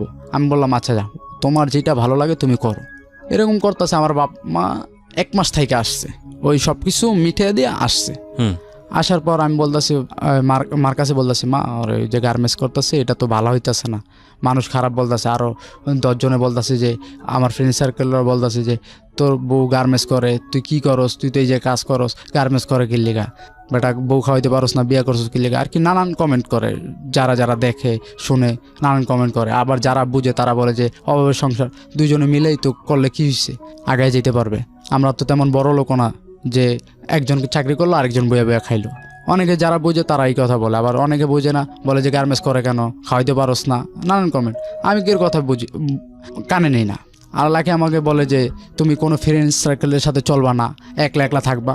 আমি সারাদিন কী করি, একলা একলা থাকি। যে সময় আমি 8 ঘন্টা তো ডিউটিতে যাওয়ার পর ডিউটি কইরা বাসায় এসে বসে থাকি। আর ওর যে ফ্রেন্ড যে মারুফ, ও আমার ফ্রেন্ড, ওর সাথে কথাবার্তা বলি আমি। এর ভিতরে আবার একটা ডান্সের একাডেমি নিয়েছিলাম আমি, হাসান, মারুফ, 3 জনে মিলে। ওইখানে যাই আমি বসি, আড্ডা দিই। আর ওরা এই হাসান হইছে ডান্সার, ও ডান্স শেখায় ছাত্রদের। এরকম করে চলতেছে। লাখি বলে তুমি যাইবা না। আমি কই ডান্স আমি করি, করে তো ওরা, আমি দেখি, আমি এইগুলা করব না, তুমি চিন্তা করো না, আমি ডান্স করব না। ভালোই চলতেছে। এর মধ্যে আমার হাসানের একটা ফ্রেন্ড, নাম হইছে নিশি আক্তার মিম, বাহিরে থাকে। ওর সাথে একদিন আফতাবনগর গেছিলাম। আফতাবনগর যেয়ে একটা গ্রুপ ফটো তুলছিলাম। তখন আমাকে এই ফটোটা ওই মেয়েটাকে দেখাইছে, বলে যে এই ছেলেটাকে, বলে যে সোহাগ আমার ফ্রেন্ড। ও আবার একদিন ইমুতে কথা বলতে বলতে আসছে। তখন আমি একাডেমিতে বসা ছিলাম। এর ভিতরে আয়শা বললো যে এই সোহাগ আছে, কথা বলবা তুমি? বলে হ্যাঁ দাও। তখনই ওর মধ্যেই 1 থেকে 1.5 ঘন্টার মতো কথা বললাম। কথা বলার মধ্যেই ওই মেয়েটাকে আমার ইমো নাম্বার, তারপর কন্ট্যাক্ট নাম্বার, সব কিছু, ফেসবুক আইডি নাম্বার সব কিছু দিয়ে দিলাম। দেওয়ার পর আমি তো ভাবছি ফ্রেন্ড হিসাবে কথা বল। আমি তো জানি যে আমার বিয়ে হয়েছে, হাসান ওরা তো বলবেই, বইলা দিছি আমি, এটা তো জানি। কিন্তু ওরা বলে নাই আসলে যে আমার বিয়ে হয়েছে, এটা বলে নাই। মেয়েটার সাথে কথাবার্তা বলি, প্রতিদিন মেয়েটা ফোন দেয়। মেয়েটার বাড়ি ফরিদপুর। এই কথাবার্তা বলি। একদিন আমার একটা সমস্যা ছিল, আমি বললাম যে একটা সমস্যা পড়ছি, ঠিক আছে, কি সমস্যা? আমি বলি কিছু টাকার দরকার ছিল। বলে কত টাকা? আমি বলি না, আপনার কাছ থেকে আমি টাকা নেব কেন? আমি আপনি করে বলি, উনি আপনি করে বলে, টাকা নেব কেন? বলে যে না, টাকা নেন, কি হয়েছে, আপনি আমার ফ্রেন্ড না? আমি ফ্রেন্ড হইলো কি, আপনার কাছ থেকে তো আমার রাগ করতেছে, আমাকে গালমন্দ করতেছে যে যা নিয়ে রাগ হয়েছে, তুই গেলে আসবে। আমার বাবা একদিন বলছিল, আমার বাবার কথা শুনে নাই, বলে যে আপনার ছেলেকে পাঠান। আমি পরে গেছি, যে ওকে বললাম চলো, ও আসবে না, তারপরও জোর করে নিয়ে এসছি। আচ্ছা, নিয়ে আসার পর হঠাৎ করে একদিন একটা মোবাইল কিনলো। মোবাইল কেনার পর আমি বলি তোমার ফোন দরকার? বলে যে আমি চাকরি করি, এত রাত বিরাতে আসি, ফোন দিলে ভালো না? কখন আসবো, কখন যাব, এটা তো ভালো। আমি আচ্ছা ঠিক আছে, যেটা তোমার ভালো লাগে। হঠাৎ করে দেখি ওর তো আইডি কার্ডও নাই, 2টা সিম কিনছে। বললাম তুমি সিম কিনলা কিভাবে? আইডি কার্ড তো নাই, এখন তো রেজিস্ট্রেশন করা লাগে আইডি কার্ড, সিম কিনতে। বলে যে আমার বান্ধবী দিছে। আমি বলি তোমার বান্ধবী তোমাকে সিম কিনে দিল নিজের আইডি কার্ড দিয়া? এরকম বান্ধবী কেউ আছে? সিম তো একটা পার্সোনাল জিনিস। এখন বলে না, দিছে।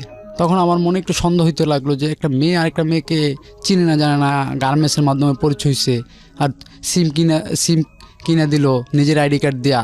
তখন থেকে আমার একটু সন্দেহ হয়েছে। তার আমি বললাম যে সত্যি মেয়েটা দিছে? বলে যে হ্যাঁ, মেয়ে দিছে।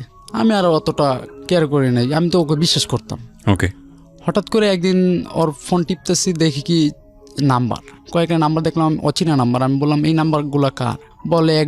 বলে আমাকে একটা বড় ভাইয়ার নাম্বার, আরেকটা চিনি না, আরেকটা বলে যে ওই রং নাম্বারে ফোন দিচ্ছে, আরেকটা বলে যে যেখান থেকে সিম কিনছি ওই ছেলে ফোন দিতেছে, এরকম ডিস্টার্ব করে। আমি কই তুমি আমাকে এগুলো বলছো একবারও?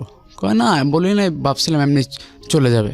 আমি কই তুমি বলছো ওদের যে তোমার বিবাহিতা? বলে না বলি নাই, বলবো। আমি কই, তুমি বলো নাই বলবে চলে যাবে, এটা কেমন ধরনের কথা? দাও আমার কাছে দাও, আমি ফোন তোমার নেওয়ার দরকার নেই। আমি সেদিন আর ফোন দেই নেই। এরকম আস্তে আস্তে আমি সেদিনকে ওই ছেলেটাকে ফোন দিলাম।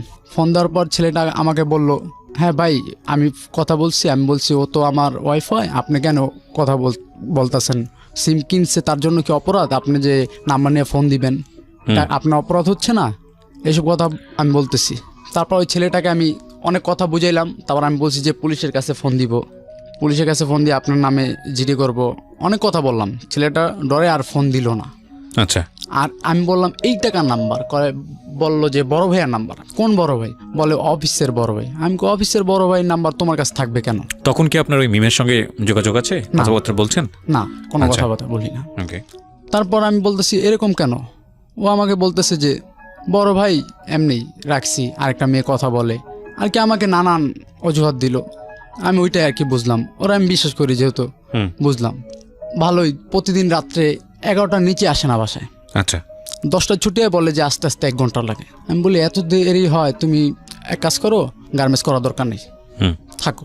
আপনি কি করতেন তখন পেশা? তখন আমি যে হসপিটাল চাকরি করতাম, আচ্ছা। হসপিটালে চাকরি করতাম। আমি বললাম যে তোমার এটা করার দরকার নেই, এখন তো আমার বাবা মা আছে, আমার ছোট ভাই কাজ করে মার্কেটে, ঠিক আছে, আমার আব্বা আমার মা তো কাজ করি, তোমার দরকার নেই, তুমি ঘরের কাজ সামলাও। আমার মাও বলছে এই কথা যে তুই ঘরের কাজ সামলা, আমি তো বাইরে কাজ করি, কি হয়েছে? ও বলে না, ও আর কি ঘরের কাজটা করতে ডরায়, যে সবার কাজ করতে হবে, রান্না বান্না করতে হবে, থালা বাসন ধুতে হবে, বলে না। যেমন ওই অফিস থেকে আসার পর ও যদি একটু থালা বাসন ধুইতো, ওর কাছে অনেক কষ্ট লাগতো, বিরক্ত ফিল করতো। ওকে। যেমন মাঝের মধ্যে অফিস থেকে আসার পর থালা বাসন ধোয়ার পর ও খাইতো না, না খেয়ে শুয়ে থাকতো। আমি আসতাম, আমার তো মাঝের মধ্যে 2টা থেকে 10টা ডিউটি, আমারও আস্তে আস্তে 1 ঘন্টা হয়ে যেত, 11টা। মাঝের মধ্যে আমি এসে বলতাম, আব্বা মা বলতো যে ও খায় নাই। কেন খায় নাই? তোর জন্য। আমি তার যে খাওয়া দাওয়া করো, না খাওয়া দাওয়া করবো না, পেটে খিদে নাই, কিন্তু সারাদিন কাজ করে আসছে, কেন খাবা না? খাইবা না। আমি বলে না খাইলে করতে বেড়ে যাও, তুমি যদি না খেয়ে থাকো, যদি তোমার কোনো ক্ষয়ক্ষতি হয় তাহলে তো আমার ধরবে আর কি, এরকম করে বলতাম। তারপর জোর কইরা, অনেক জোর কইরা খাওয়াইতাম ভাত খাওয়ানোর পরে খাইতো ভাত। আমি কই এই যে তুমি যে না খেয়ে থাকতা, এই যে খিদাগুলা, তখন তোমার কি মন লাগতো? শরীর খারাপ হইতো না? এরকম কইরা প্রতিনিয়ত চলতেছে আর কি, খাওয়া দাওয়া ঠিক মতো করে না, মানে সবকিছুর মধ্যেই একটা ইরেগুলারিটি এবং ইনডিসিপ্লিন। ওকে, যেটা আপনার ভাষ্য। হ্যাঁ। তারপর আমি ওকে বলতাম, এদিকে আবার ওর মার সাথে আবার কথা পরামর্শ চলতেছে, ওই যে ওর মার সাথে, আপন মার সাথে, ওনার কাছে আর কি নানান কথা বলে আর কি, আমার নামে ব্যাপারে খারাপ খারাপ কথা বলে, যে ও কাজ করে ঠিক আছে, ওর একসাথে থাকবো না, ওর সাথে আলাদা নিয়ে থাকবো। আমার তো কথা একটাই যে আমার মা বাবা কি তোকে কোন সময় কি বকা দিছে বা জ্বালা যন্ত্রণা দিছে যে আলাদা খাবি? আমি বলি কি, আমার মা বাবা তো কোনো সময় তোমাকে খারাপ কিছু বলে নাই, নিজের মেয়ের মতো দেখে, তোমার খারাপ কোনো কথা বলে নাই, কোনো সময় খারাপ কিছুই দেখে নাই, খারাপ চোখেও দেখে নাই। আমরা যেরকম একটা জিনিস এনে ভাগ করে খাই, তোমাকেও দেয় তেমনি। তোমাকে যদি একটু কম বেশ দিত তাহলে তুমি কথাটা বলতে পারতা। কোনো সময় আমার ছোট ভাইয়ের একটা গেঞ্জিও ধুয়ে দেয় নাই, আমার কাপড় চোপড় ধুয়ে দিত না, মাঝের মধ্যে আমারটা আমিই ধুইতাম। তারপর আমি বলি তুমি থাকো, তুমি যেরকম ভালো লাগে সেরকমই থাকো। এরকম এর ভিতরে ওর গর্ভে বাচ্চা আসলো, আর মার কাছে যোগাযোগ করে ওই বাচ্চাটা নষ্ট করে ফেললো। বললাম কেন নষ্ট করলা? বলে যে এমনি নষ্ট করে ফেলছি, এই 2 বছর পরে নেবো। আমি বললাম আচ্ছা 2 বছর পরে। তারপর হঠাৎ ওটা নষ্ট করার পর 2-3 মাস পরে আবার বলে যে আমি বাচ্চা নেব, এরকম বলতেছে। আমি বলি এই যে মতো এই কিছুদিন আগে বললা যে তুমি 2-3 বছর পর, এখন আবার বলতেছো যে আবার এখন কি পাইছো তুমি, আসলে কি চাও বলো তো আমারে? বলে কিছু না, এমনিই, ঠিক আছে আমার এখন লাগবে, বাচ্চা লাগবে। আমি আচ্ছা ঠিক আছে। এরকম করে চলতেছে। এরকম আমার ঘরে থাকাকালীন 2টা বাচ্চা নষ্ট করছে। বাচ্চা নষ্ট করার পর 2017 সালের প্রথম দিক দা ও আমাকে বলতেছে যে আমি লেখাপড়া করবো। আমি কি আচ্ছা লেখাপড়া করবা, এখন তো অনেক টাকা ঋণ আছি, একটু পরে করো, যেহেতু গ্যাপ দিছো, পরীক্ষাটা দেওয়ার আগেই তুমি চলে আসছো, ঠিক আছে একটু ওয়েট করো, তারপর আমি তোমাকে স্কুলে ভর্তি করে দেবো। এদিকে আবার ওর ফুপু আসছে, ছোট ফুপু এসে এরকম আর কি গিরিঙ্গি লাগায়, যেমন বলে যে তুই লেখাপড়া কর, তুই তো লেখাপড়া করতি, গার্মেন্টসে কাজ করে কী, ঠিক আছে। ও আমার বলতো, আমি বলছি কিছুদিন পরে করো।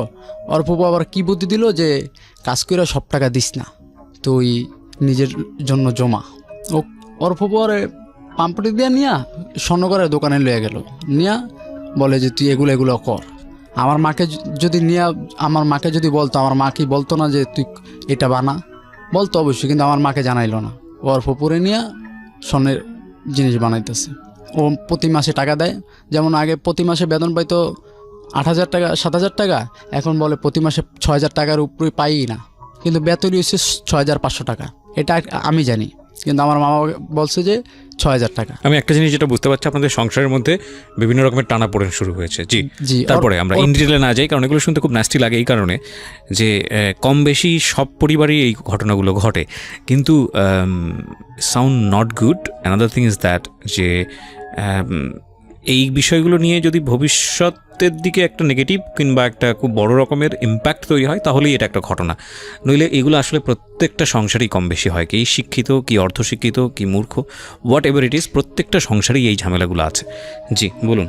আর কি ওর ফুপু আর কি আস্তে আস্তে ওরে খারাপ পরামর্শ দিতে থাকে। স্বামী স্ত্রীর ভিতরে ঝগড়া লাগতেই পারে, যেমন ও বেশিরভাগই ঝগড়া লাগে ও খাওয়া দাওয়া করবে না। সবচেয়ে ভয়ানক ভুলগুলো আসলে এই থার্ড পার্টি থেকেই হয়।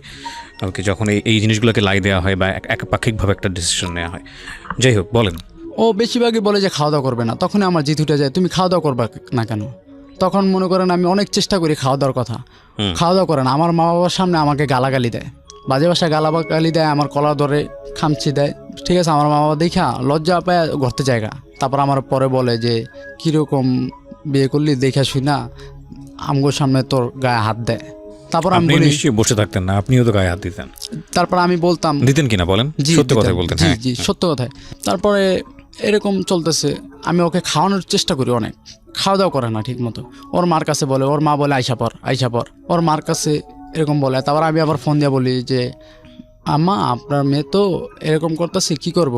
বলে যে কি করবা, তুমি তো দেখা নিছো। আমাকে আর কি সুন্দর বুঝে বলে, কিন্তু ওদিক দিয়ে আবার উনি আবার ওনার মেয়েকে কুপরামর্শ দেয়, এরকম বলতেছে। তারপর ওনার দেশে আবার গেলাম। ওকে, এই যে কুরবানি ঈদের পরে গেলাম, গেছে কুরবানি ঈদের পরে ওনার কাছে গেলাম। যাওয়ার পর ঘুরে আসলাম, দেখলাম ভালোই, সব কিছু ভালোই চলতেছে। আসলাম কুরবানি, হ্যাঁ, যাওয়ার পরে ওর মা বলতেছে কি হয়েছিল, কি গ্যাঞ্জাম হয়েছিল? আমি কই না, এমনি আর কি দুজনের ভিতরে আর কি খাওয়া দাওয়া করে না ঠিক মতো, কীরকম জানি হয়ে যেতেছে দিনে দিনে। যেমন আগে যতটা মনে করেন বুঝতো, এখন বুঝে না, মনে হয় কি ওই সব ঘরের ভিতরে আর কি ওর কাছে আমি মাতানো চোখেরা থাকবো, এরকম একটু বুঝান। বলে আচ্ছা ঠিক আছে বুঝাবো। ওর মা আমার সামনে দেখলাম ওকে ধমক দিল, ঠিক আছে, কিন্তু ওর মার সামনে ধমক খেয়ে মাথার নিচু করে আবার যেরকম সেরকম নিয়ে আসলাম। নিয়ে আসার পর আমি বললাম আচ্ছা তোমার যেহেতু পড়ালেখা করবা করো, তাহলে তোমাকে আমি এই যে 18 সালে আমি তোমার ভর্তি করে দেবো। 17 সালে বললাম, 18 সালে তোমাকে স্কুলে ভর্তি করে দেবো, এই 9-এ তুমি আবার এসএসসি পরীক্ষা দিবা। ওকে, ভালো। ও কাজ বাজ করতেছে। একদিন আমার বাবা মা বললো যে দেশে তো বাড়িটা তো তুইলা থুয়েছি, এখন ওই ঘরে কেউ থাকে না, আমরা সবাই যাবো গা 1 বছর কাজ কইরা। তারপর আমার কথা বললো আমার আব্বা যে আমি থাকবো ঢাকা থেকে কাজবাজ কইরা দেশে টাকা পাঠাবো, এই কথা বললো। আর মা, আমার ছোট ভাই, আরেক ছোট ভাই আর আমার ওয়াইফ, 4 জন গ্রামে থাকবো। ও আমাকে ধৈরা কি বললো, রাত্রেবেলা জড়ায় ধৈরা বলে কি কান্না করে দিছে, বলে যে তোমার জন্য আমি এখানে আসছি, তোমাকে ছাড়া আমি থাকতে পারি না, 1 মুহূর্ত থাকতে পারি না, আমি তোমাকে ছাড়া কীভাবে থাকবো? আমি বললাম আচ্ছা পাগল, আমি তোমার রাখবো, অসুবিধা নেই, তোমার আমার সাথে রাখবো, ঠিক আছে, নাহলে রান্নাবান্না করে কে খাওয়াইবো? আমি কথা বললা যে লাগলে ওনারা 3 জন থাকবে, তুমি ঢাকায় থাকবো আমার সাথে, তারপর আমি একেবারে চলে যাব গ্রামে। এই কথা বললাম। ভালোই কাজবাজ করতেছে, কোনো আর সমস্যা না। 2-3 মাস ভালোই চললো। আরেক বাসা নিলাম। আরেক বাসা নেওয়ার পর দেখি খালি বলতেছে ওর ভাইয়ের মুসলমানি যাইতে হবে। ওকে, এই যে ফেব্রুয়ারি ওর ভাইয়ের মুসলমানি যাইতে হবে। আমি বললাম আচ্ছা যাবো, অসুবিধা নেই। পিরিশুতের দিনকা 14-15 তারিখ সম্ভবত বলতেছে ভাইয়ের মুসলমানি শুক্রবার দিনকা অনুষ্ঠান যাইতে হবে। আমি বললাম যে 2-1 দিন পরে করান, আমরা একটু সমস্যার ভিতরে আছি, আমি তখন চাকরি করি, যে বেতনটা পেয়ালি তারপর। ওকে, ভালোই। কিন্তু ও বলে যে বৃহস্পতির দিনকা যাবে। আমার বাবা মা বলতেছে যে বৃহস্পতির দিনকা তো ছেলের বউ আর ছেলেকে বাইরে পাঠানো যায় না আর কি, তারা নাকি বলে কি নিয়ম নাই যে বৃহস্পতির দিনকা বাইরে যাওয়া ভালো না। এখন আমি যাইতে চাইতেছি না, ও বলতেছে যাবে। আচ্ছা ঠিক আছে, আমি আব্বা আমারে বললাম কি হইব, কপালে যা আছে তাই হইব, যাক যাম। এর ভিতরে আমার খালুরে ফোন দিল, ফোন দিয়ে বলে যে বাস আছে। খালু আবার বলে যে বাসের অবরোধ যেহেতু বলছে, ও মনে হয় কি পাগল হয়ে গেছে গা, ওর গ্রামে যাইতেই হবে। হুম তখন প্রায় 2টা থেকে 2:30 বাজে। সকালবেলা রান্না বান্না করছে, তারপর খাইলাম, নুডলস রান্না করলাম, খাইলাম। দুপুরে পোলাও আর হইছে গা মুরগি গোস পাক করছে। এখন ও না খেয়ে হাঁটা দেওয়া শুরু করছে। আমি এর ভিতরে হাত দিছি খাবো, হাঁটা দিয়ে হাত দিছি খাবো। আমি বলি খাও, যাবো লঞ্চে করে যাবো, অসুবিধা নাই। বলে যে টাইম নেই, 5টার দিকে ছাড়বে। ও আমাকে এইসব কথা বললো। আমি কই না, তুমি খাও, খাওয়ার পরে একসাথে যাই। বলে না, এখন যাইতে হবো। তারপর আমি 2টা চটকনা দিছি। আমি কই পাগল হয়ে গেছো গা, যেহেতু বলছি আজকে যাবো, যেমন হোক যাবো, খাও। বলে না, খামো না। এই যে গেলাম আর কোন সময় আমার আনবি না। আমার এমনি কথা বলে গেল যে এই যে গেলাম আর কোন সময় আনবি না। এর ভিতরে আমি খাইতেছি, আমি বুঝছি যে এত বড় ব্যাগটা নিয়ে কীভাবে যাইবে। গেটের সামনে গেছে, গেটের সামনে আমার ছোটো ভাই আসছে। আসার পরে বলে দেশে যাইবেন তাহলে ভাইয়া কো, কয় তোর ভাই আইতাছে, এই ব্যাগটা আমার একটু সামনে নিয়ে দে। গাড়ি গেছে, ব্যাগটা নিয়ে দিল। কয় আসে না তো, কয় আসতেছে। আমি ওদিক দিয়ে কিন্তু খাইতেছি। আমার ছোটো ভাই এসে বলে কি রে ভাই, তুই যাস না কিল্লিগা, ভাবি তো ওই জায়গায় দাঁড়া রইছে। আমি কই আর তুই দিয়েছিস? আমি কি কষ্ট করলি? আমি নগদ ফোন দিলাম, আমার নাম্বারটা ব্ল্যাক লিস্টে ফেলাই দিছে। আমার আব্বুর নাম্বার দিয়ে ফোন দিলাম, ওইটা ব্ল্যাক লিস্টে। একটা SMS করলাম, দাঁড়াও। কোনো দাঁড়া দেয় না, রিক্সা লিয়া সদরঘাট গেল, একলা গেল গা। ভালো। পরের দিন আবার আমার বাড়িতে গেছি, আমার নানা বাড়িতে আর কি। ওইখানে গেছি, যাওয়ার পর 3 দিন না 4 দিন পর আমি ওকে ফোন দিছি, পাশাপাশি গ্রাম, ঠিক আছে। ব্ল্যাক লিস্ট থেকে উঠেছি। ফোন দিলাম, লাকি তুমি কোথায়? বলে আসি তো এই ঢাকায়। আমি ঢাকায় আসো, তাহলে তুমি বাসায় আসলা না কেন? কয় কার বাসায় আসবো? কোথায় আসবে? আমি বললাম আমার বাসায়। কেন, তুমি চিনো না বাসা কোথায়? বলে না, আমি তো আসবো না। আমি কেন আসবা না? কী হয়েছে তোমার? বলে কী হয়েছে মানে, আমি তোমার বাসায় আসবো না, আমি তোর ভাত খাবো না। তো তুমি তো তুই গেছে। বলে যে তোর ভাত আমি খাবো না। আমি কি করছি, তুমি আমার ভাত খাইবা না? এটা কি বলো না বলো। বলে যে না, তোর ভাত আমি খাবো না, আমি থাকবো না। কেন থাকবা না? না, ভালো লাগে না, তুই ভালো না। তোর বলছিলাম যে আমি গেলে আর আনবি না আমারে। আমি বললাম কি বলো না বলো, এগুলো তো ঝগড়ার ভিতরে হয়, তাতে তুমি কি এরকম চলে যাইবা? কোনো কথা আছে এটা? ওরে বলতেছি, ও আমার কোনো কথাই শুনতেছে না। ফোনটা কেটে দিল। যাও, ফোনটা কেটে দিছো, ভালো হয়েছে। আবার আমার বাবা মা 15 দিন পরে আসলো। 15 দিনে আসার পর আমি আবার ফোন দিলাম। ফোন দেওয়ার পর সেদিন 1.5 ঘন্টার মতো কথা হইলো। আমি অনেক বুঝাইলাম, আমার বাবা মাকে দিলাম, আমার বাবা মা বুঝাইলো, কিন্তু আসে না। ও টোটালি আসে না, বলে যে আসবে না, আপনার ছেলেকে বিয়ে করে দেন। আমার বাবা বলে কি, এটা তুমি কি বলো, ছেলেকে বিয়ে করে দেবো মানে? বলে যে হ্যাঁ, বিয়ে করে দেন, ওর সাথে আমি ভাত খাবো না, ওর সংসার করবো না, এই কথা বলে। তার আমার বাবা মা বলে এই মেয়ে যে এরকম, তাহলে দরকার নেই, তোর আনা দরকার নেই। আমি বললাম আচ্ছা যাও, আনা দরকার নেই। এর ভিতরে আমি আবার এক জায়গায় কাজ নিলাম, সাউন্ড সিস্টেমের কাজ নিলাম, মগবাজার অফিস।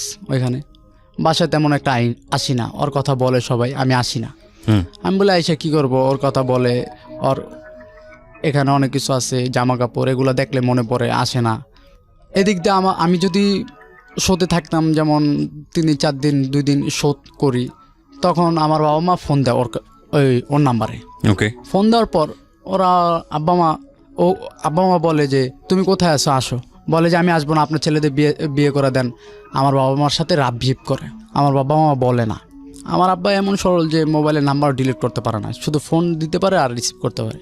তখন আমি যা দেখি এই নাম্বারে ফোন দিচ্ছি। আমি বলি তুমি লাকিরে ফোন দিছিল কেন? কয় না, এমনি ফোন দিছিলাম। আমি আবার জিজ্ঞেস করলাম কী হয়েছে, ফোন দেওয়ার পর কী বলছে? বলে এই রাব ভিপ করে যে বিয়ে করা দিতে ধরে। আমি এইসব কথা তোমারে বলছে? আচ্ছা, তুমি ওরা আর ফোন দিও না। রোজার ভিত্তিতে আমি ফোন দিছি, বলে আসবে না। আর এদিক দাম ওরে যে চিনে অনেক মানুষে বলে যে ওর বিয়ে হয়েছে। আমি বলে আপনার পাগল হয়ে গেছেন, ওর বিয়ে হয়েছে, ও কেন বিয়ে করবে? আর ও তো আমার ডিভোর্সও দেয় না, বিয়ে করবে কেমনে? হ্যাঁ, আপনারা উল্টাপাল্টা কথা বললেন না, যান আপনাদের কাজে আপনারা যান। এইসব কথা আমি খালি বলতেছি। সবাই ওদিকে বলে বিয়ে হয়েছে। আমার তো বিশ্বাস হয় না যে ও বিয়ে করবে না, কেননা একদিন তো আমাকে বলছে যে তোমার জন্য আমি এখানে আসছি, তোমাকে না দেখে থাকতে পারি না। আমি তো এই কথাই, এই ঈদের দিনকা, রোজার ঈদের দিনকা, আমার নাম সোহাগ। ও আয়শা বলে ঈদের দিনকা নামাজ পড়ে আসছি, নামাজ পড়ার পরে আয়শা বলে বসে রয়েছি। আয়শা বলে তোর ওয়াইফ তো আমার বাইকনার লগে বেঁকে গেছে। চিনতেন আপনি সোহাগকে? সোহাগকে চিনতাম ছোট থেকে ফ্রেন্ড। ওকে। ও আয়সা বলে আমার ভাগনার সাথে ভেগে গেছে। আমি কই কি কস না কস, হুম। কি কস না কস? কয় হ্যাঁ। আমি কই উল্টা পাল্টা কথা কইস না, তোর কিন্তু আমার মাইর দেবো। কয় না, তুই বিশ্বাস না করলে দেখ। ফোন দিছে, আমি কই ফোন দে। ওই ওর খালার কাছে ফোন দিছে, ওর খালার পাশের বাড়ি থাকে ওই ছেলে। ওই ছেলের নাম, এক নাম খোকন আর এক নাম সুজন। হুম। ফোন দিছে ওর খালার কাছে, বলে হ্যাঁ এই খোকন তো বিয়ে করছে। কয় কয় কারে জানি বিয়ে করছে, আর কেউ আর কি ওনার মুখ দিয়ে জিজ্ঞেস করার জন্য। বলে লাখি। কয় লাখি কি বিয়ে হয়েছিল? হ্যাঁ। কয় বিয়ে হয়েছিল। কয় কার লগে? কয় সোহাগ নামে একটা পোলার লগে। আমার আর কি এটুক শুনাইলো। আমি কই ওই ছেলেরে ফোন দে, ওই ছেলের কাছ থেকে শুনবো ওকে। যার সাথে বিয়ে হয়েছে। হুম। ওই ছেলের ফোন দিছে, ধরছে। ছেলের অন্য আরেকটা ছেলে ধরছে, ধরে বলে যে এই খোকনের কি খোকনের বউ কই? খোকনের বউ কই মানে? খোকনে তো বিয়েই করে নাই। দেখেন, কেউ জানতে দেয় না, বিয়ে করে না। কয় খোকনে তো বিয়ে করছে জানি। কয় মেয়ে আমার রুমমেট, আমি জানি না বিয়ে হয়েছে, আপনি এটা জানেন? কে কিভাবে? বলতেছে? ওই যাকে ফোন দিছে, মানে যাকে ফোন দিছে সে হলো খোকনের রুমমেট আর কি বলতেছে যা। ওকে। বলে যে আমার রুমমেট, আমি জানি না আপনি জানেন বিয়ে হয়েছে। আমি তো আবার একটু বিশ্বাস হইলাম কি বিয়ে হয় নাই, ফ্যাক মিথ্যা কথা বলতেছে। হুম। আমি বললাম হেই বেটা, কি উল্লাপাল্লা কথা, ঈদের দিনকে বেটা মন মেজাজ খারাপ করে দিতেছিস বেটা, যা কাজে যা। আরে আপনি কি জানতেন আগে থেকে যে ওই ছেলেটার সঙ্গে এরকম সম্পর্ক আছে না আপনার? না, এইসব আমি কিছুই জানতেন না? কিচ্ছু জানতাম না, ওরা অনেক বিশ্বাস করতাম, বললাম না। হুম। তারপর এরকম চলতেছি ফিরতেছি, এদিক দিয়ে শুনি আর কি আশেপাশে মানুষের কাছে শুনি যে না ওর বিয়ে হয়েছে, নানান ধরনের নানান কথা বলে। হুম। নানান ধরনের নানান কথা বলে, আমি তো বিশ্বাস করি না টোটাল। যে যাই বলো, আমি কই তোর কাছে প্রমাণ আছে, তুই দেখছস না? তারপর ওর নাম্বার আমি ফোন দিলাম একদিন, ফোন দিয়া বললাম ওয়াইফের নাম্বারে? হ্যাঁ ওয়াইফের নাম্বারে ফোন দিয়া, অনেকদিন বন্ধ ছিল, ফোন দিয়া ধরলাম। এর ভিতরে একটা ছেলে ফোন ধরছে। আমি বললাম কি ভাই আপনি কি হন? আমি পাগলের মতো হয়ে গেছি। হুম। কয় আমি কিছু হই না। আমি কি ভাই ওর কি বিয়ে হয়েছে? ওই ছেলেও মিথ্যা কথা বলে, দেখেন, বলে যে না বিয়ে হয় নাই। আমি বললাম, তখন মনটা একটু সান্ত্বনা দিলাম যে না বিয়ে হয় না। আমি ওর কি হন? বলে যে আমাকে বড় ভাই হিসাবে ডাকে, ঠিক আছে, আমার মাকে তো হসপিটালে নিয়ে আসছি, ঢাকা মেডিকেল, ওর ফোনটা আমি নিয়ে আসছি, আমার তো ফোন নাই এর জন্য। আমি ও আচ্ছা ঠিক আছে ভাই, আপনি যাবেন কবে? বলে যে যাবো এই সপ্তাহখানিক লাগবে। আমি বলি ভাই ওর তো কোনো সমস্যা হয় নাই। বলে না। আমি কই ভাই ওর তো কোনো সমস্যা হয় নাই, আর কি বারবার একটু পরপর ফোন দিয়ে জিজ্ঞেস করতেছি ওর কোনো সমস্যা হয়েছে কিনা। আর কি আমি ভাবছি ওর কোনো সমস্যা হয়েছে, যেহেতু ফোনটা ওনার কাছে, এরকম জিজ্ঞেস করতেছে। আর জিজ্ঞেস করতেছি ভাই ফোনটা কে ধরেছে? সোহাগী? না সোহাগ না, ওই ছেলেটা। ওই ছেলেটা কে ছিল? ওই ছেলেটাকে আমি চিনি না তো। ওই ছেলেটা ফোনটা পেলো কিভাবে? ফোনটা নিচ্ছে ওর কাছ থেকে। ওর নিল, চাইলে তো দিবে না, নিশ্চয়ই কিছু না কিছু হতো, নাহলে ব্যক্তিগত ফোন কেন তাকে দিবে? যাই হোক, আপনি জানতেন না? জি জি, আমি আজও জানেন না? জি। ওকে। না, এখন জানি যে ওই ছেলেটা ওর ভাই হয় আর কি, সম্পর্কে ভাই ডাকছে। আচ্ছা আচ্ছা, ঠিক আছে, হ্যাঁ বলেন। তারপর ও ফোনটা নিচ্ছে। আমি খালি বারবার জিজ্ঞেস করতেছি ভাইয়া বলেন না আপনি ওর কি হন? বলে যে ভাই সত্য কথা, ও আমাকে ভাই ডাকছে, ভাই বোন। আমি কি ওর তো বিয়ে হয়েছে? বলে যে না বিয়ে হয় নাই। আমি তো ফুল। আমি কই ভাই আপনি আমার সাথে একটু দেখা করেন না? বলে আচ্ছা দেখা করব, কখন, কোথায়? আমি কই ভাই আপনি যেখানে বলবেন সেখানে দেখা করব। বলে যে আপনি আসেন মেরাদিয়া পোড়াবাড়ি। আমি কই কখন আসবো? বলে ভাই আমি ঢাকা মেডিকেল আসছি, আস্তে আস্তে রাত হবে, 8টা-9টার দিকে আপনি আসেন। আমি বললাম আচ্ছা ভাই। আমি তখন গেলাম আমার 2টা ফ্রেন্ড নিয়ে। আমি বলি ওইখানে যদি আমার মার খাওয়ায়, ঠিক আছে তোরা একটু দূরে থাকবি, আমি একা একা থাকবো, যদি কোনো সমস্যা আমি তোকে একটা ফোন দিব, তুই তোরা আইসা পড়বি। এই যেমন ওরা 10 হাত দূরে। এর ভিতরে ছেলেটাকে দেখছি, ছেলেটাকে একটু দেখে নেশাখোরের মতো লাগছে, ঠিক আছে। আমি বললাম ভাই আমি সোহাগ ভাই।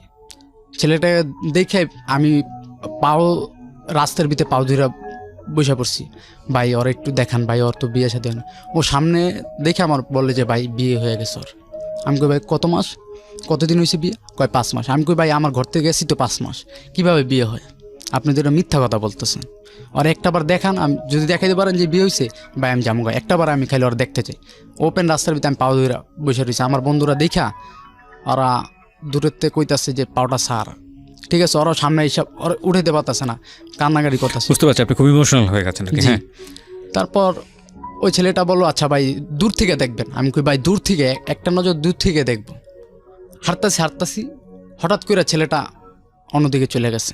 আমি তো মাথার ভিতরে একটাই চিন্তা যে ওরে দেখবো। আমি এরকম বেহুশের মতো হাঁটতাছি, আমার পিছে আমার ফ্রেন্ড আইসা দোনোটা বলে কি রে তুই কই যাস ওদিকে? আমি কই দেহস না একজনের সাথে যাইতাছি লাখিরে দেখতে। কই বেটা দেখতো আসেনি কি? আমি কই কিরে কই গেল? ওরা আমার দুজনে ধইরা আবার নিয়ে আসলো। এরকম ফোন দিতেছি, ওই ছেলেটা কয়েকদিন পর লাকিকে বলল যে তোর জামাই, আগের জামাই তো মনে কর পাগল হয়ে গেছে, পাগলের মতো কান্নাকাটি করতেছে রাস্তার ভিতরে, ঠিক আছে আমার ধরছে, তুই ওর একটাবার ফোন দে বা একটু দেখা কর। ও আমার ফোনও দিতেছে না, দেখা করে না। তারপর জুলাই মাসের 1 তারিখে আমাকে ফোন দিছে আরেক মেয়ের নাম্বার দিয়া। তখন আমার ফোন নাই, আমার আব্বুর ফোনটাই আমি রাখতেছি। ফোন দিছে হঠাৎ আমার আরেকটা ফ্রেন্ড যে হানিফ, ও আমাকে নিয়ে হাঁটাইতেছে, হাঁটা চলা করাইতেছে, যে আমার মন মানসিকতা ভালো না, হাঁটতেছে আরও আমার বুঝাইতেছে। এর ভিতরে ফোন দিছে, আমি সালাম দিছি। পরে যে আমি বলি কে, বলে লাকি। আমি নগদ ওইখানে শর্ট হয়ে গেলাম যে লাকি তুমি এই নাম্বার পাইলা কোথায়, আর কোথায় আসো, কীভাবে আসো, আমি এইসব জিজ্ঞেস করতেছি। বলে আমি যেইখানে আছি ভালোই আছি, ঠিক আছে, তুই কোথায় আসোস, আমার তুই করে করতেছে। আমি কই এখন তুই করে বলতেছো, আচ্ছা বলো, অসুবিধা নাই। আমি আসি এই যে বনশ্রী আছি 4তলা অফিসের সামনে। বলে ও, কয় তুই নাকি আমার পাগলের মতো খুঁজতেছোস। আমি কই হ্যাঁ, পাগলের মতো খুঁজবো না। কয় আমি কই তুমি কোথায় আসো, আসো বাসায় আসো বা দেখা করো, তোমার আমি দেখি। ও বলে না, দেখা করার দরকার নেই, তোর সাথে সম্পর্কই রাখবো না, দেখা করার কি দরকার, আমাকে বলতাছে। আমি কই না তুমি দেখা করো না, আর কি অনেক কথা বলতাছি। এর ভিতরে বলতেছি যে তোমার যদি না দেখতে পারি বা আমি যদি তোমার না পাই, আমি মরে যাবো। ও আমার বলে কি তুই মরে যা, ও আমার মরে যা বলেই ফোনটা ওই ওর ফ্রেন্ডকে দিয়ে দিচ্ছি আর কি, লাকির ফ্রেন্ড আর কি, বান্ধবী দিয়ে দিচ্ছি। এই সময়টাতে ফ্যাক্ট এরকম হয়, যত বেশি ডিনাই করবে অপরপক্ষ, এই পক্ষে তত বেশি আগ্রহ জন্মাবে। মেয়েটা বেশি হার্ড হচ্ছে, ও আরও বেশি উইক হচ্ছে। হ্যাঁ বলেন। তারপর আমি ওর বান্ধবীকে দিল। আমি তারপর বললাম যে আপু আপনার সামনে বলছে না যে আমাকে মারা যেতে, দেখেন আমি কি করি। ওর সাথে আমি কথা বলতাছি, ওই 4তলা অফিস থেকে এক দৌড় দিছি, দৌড় দিয়ে আমি 8তলায় উঠছি। আমার পিছে কিন্তু আমার ফ্রেন্ড হানিফও পিছে আসতেছে। আশা ও একটু স্বাস্থ্যবান তো, ও দৌড়াইতেছে, ও বুঝছে যে আমি যে কোনো একটা ঘটনা ঘটায় ফেলবো। ও আমার পিছ ছাড়তেছে না। আমি 8তলা এসে লাভ দিব, এর ভিতরে দেখি পাশে কানিস, লাভ দিছি অলরেডি, দেখি পাশে কানিসে, আর আমি নিচে পড়তে পারি না। ও এসে ধরে ফেলছে, আর আমার তো শরীর হাত পা একবার ছেড়ে দিছে, আর পারি নাই। পরে ওই মেয়েটা বললো ভাই আপনি কিছু করেন না, আগামীকালকে আমি দেখা করে দেবো, ও জানবো না, আর আপনি আমার কথা বলবেন না, ও কোথায় কাজ করে কি করে আমি সব কিছু আপনার দিয়ে দেবো। আমি আপু সত্যি বিয়ে করছে, বলে সত্যি আপু বিয়ে করছে, ওর বিয়েতে আমরা আনন্দ ফুর্তি করছি, আমাকে বলতেছে ভাই। আমি বলি আপু এটা তো আমি বিশ্বাস করি না, আমি কান্দাকাটি করতেছি, অনেক কান্দাকাটি করতেছি। বলে যে আপনি যদি কালকে দেখতে চান আপনারা আমি দেখাই দিন। আমি বললাম আচ্ছা ভাই, আপু আপনি যদি দেখাইতে পারেন আমি অনেক খুশি হম ভাই। এইসব কথা বলতেছি। তারপরের দিন সকালে যাইনি, লাঞ্চের দিকে এই 10তলা বনশ্রী 10তলা আছে না, ওইখানে শুক্রালী গার্মেন্টস আছে। লাঞ্চের দিকে গেছি আমি, এই টাইমে যাই, এই টাইমে গেছি আমি আর মারুফ আর কবির ফ্রেন্ড, মারুফের নাম তো আগেই বলছি, আর কবির, মারুফের বাইক দিয়ে গেলাম, যা ওইখানে দাঁড়াইলাম, বললাম লাখি কোথায়, লাখির যদি না চিনেন তাহলে মালা, এই 2টা নাম বলতেছি। বলে যে নাই, আমি বললাম ফ্লোর এরকম 6তলা, ওই মেয়েটাকে আমার বলে দিছে যে অমুক জায়গায় কাজ করে, এগুলো সব বললাম। বলে লাঞ্চে খাইতে গেছে। এর ভিতরে একটা মেয়ে ছিল, ওর বাসা চিনতো ওইখানে, ওই মেয়েটা চালু নামে গিয়া বলিয়া দিছে যে তোর আগে জামাই আসছে, পুরা গার্মেন্টস নিয়ে নিছে, ঠিক আছে তুই যাইস না, ওইখানে গেলে মারামারি হবে, অমুক সমুক তুই যাইস না। আর লাকি তো জানে যে ও যদি সামনে আমি মারামারি করব না। এখন লাকিও ভয় পাইতেছে, আবার চিন্তা করে অনেক ছেলেরা আসছে। এর ভিতরে আমি আবার আমার অনেক কয়েকটা ফ্রেন্ডের ডাক দিছি, ওরা আবার 3-4টা বাইক নিয়ে আসছে। ভালো কয় কি হয়েছে, পাগলের মতো করতেছে কি, আমার সবাই কইতেছে। আমি কই দোষ এরকম ওরা আইসে, ও ওই যে কাজ করে। আমার যে নিয়ত যে ওর যদি পাই আমি ঠাটা 2টা চটকনা দিব, হ্যাঁ চটকনা দিয়ে তারপর ওর সাথে কথা বলুন।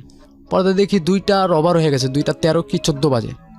তারপর আমি ওকে বললাম তোরা যা, আমি আর মারুফ কবির 3জনে এই বাইকটা দিয়ে ওর বাসার সামনে যাই। ওর বাসার ঠিকানা আমি নিয়ে নিচ্ছি যে আওলাদ মিয়ার বাড়ি, ওইখানে যাই।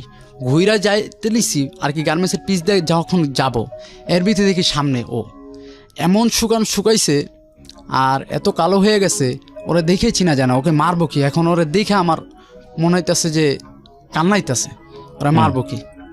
আমি কই তোমার সাথে কথা আছে, বলে চলো কী কথা বলো। আমি কই ওদিকে কোথায় যাব, আসো এলাকায় আসো, তোমার ওইখানে ফুপু আছে, বাবা আছে, মা আছে, চলো এখানে। আচ্ছা চলো। আমি তো আবার মারুফের গাড়িতে উঠাইলাম, বাইকে উঠাইলাম। এর ভিতরে একটা ছেলে আইসা, ওই যেটাকে ভাই ডাকছে, ও আইসা বলে এখান থেকে যাইব না। আমি কই আপনি কে যে ও যাবে না, আপনি কে? আমি ওর ভাই। আমি কই ভাই থাকলে না চুপ করে থাকেন, বেশি করলে কিন্তু এই জায়গায় কিন্তু গার খেয়ে মরে যাবেন। এই কথা বললা ওরা নিয়ে আসলাম। তারপর আমার বাবা মা দেখে তো খুব খুশি। এখন আমার বাবা মা খালা খালু সবার সামনে বলতেছে কি জানেন, যে বিয়া না করলেও করছি। ও স্বীকার যেতেছে না যে বিয়া করছি। আমার কাছে বলছে নিয়ে ভাবতেছে যে ওর কী হইব। আমি ঘুমাই নাই, সকালের দিকে একটু ঘুমাইতেছি, এর ভিতরে ও বলতেছে আমার দিয়ে এরকম কথা বলতেছে। আমি বললাম লাকি সারা রাত তো তোমার আমি পাগুলো টিপা দিলাম, তুমি কি টের পাও নাই? বলে যে না, একবার পাইছিলাম কিন্তু আর পাই না। আমি কই ঠিক আছে, আমি আর একটু ঘুমাইতে দাও। কয় না ঘুমাইতে পারবি না, আমার কাছে ওর কাছে আমারে দিয়ে।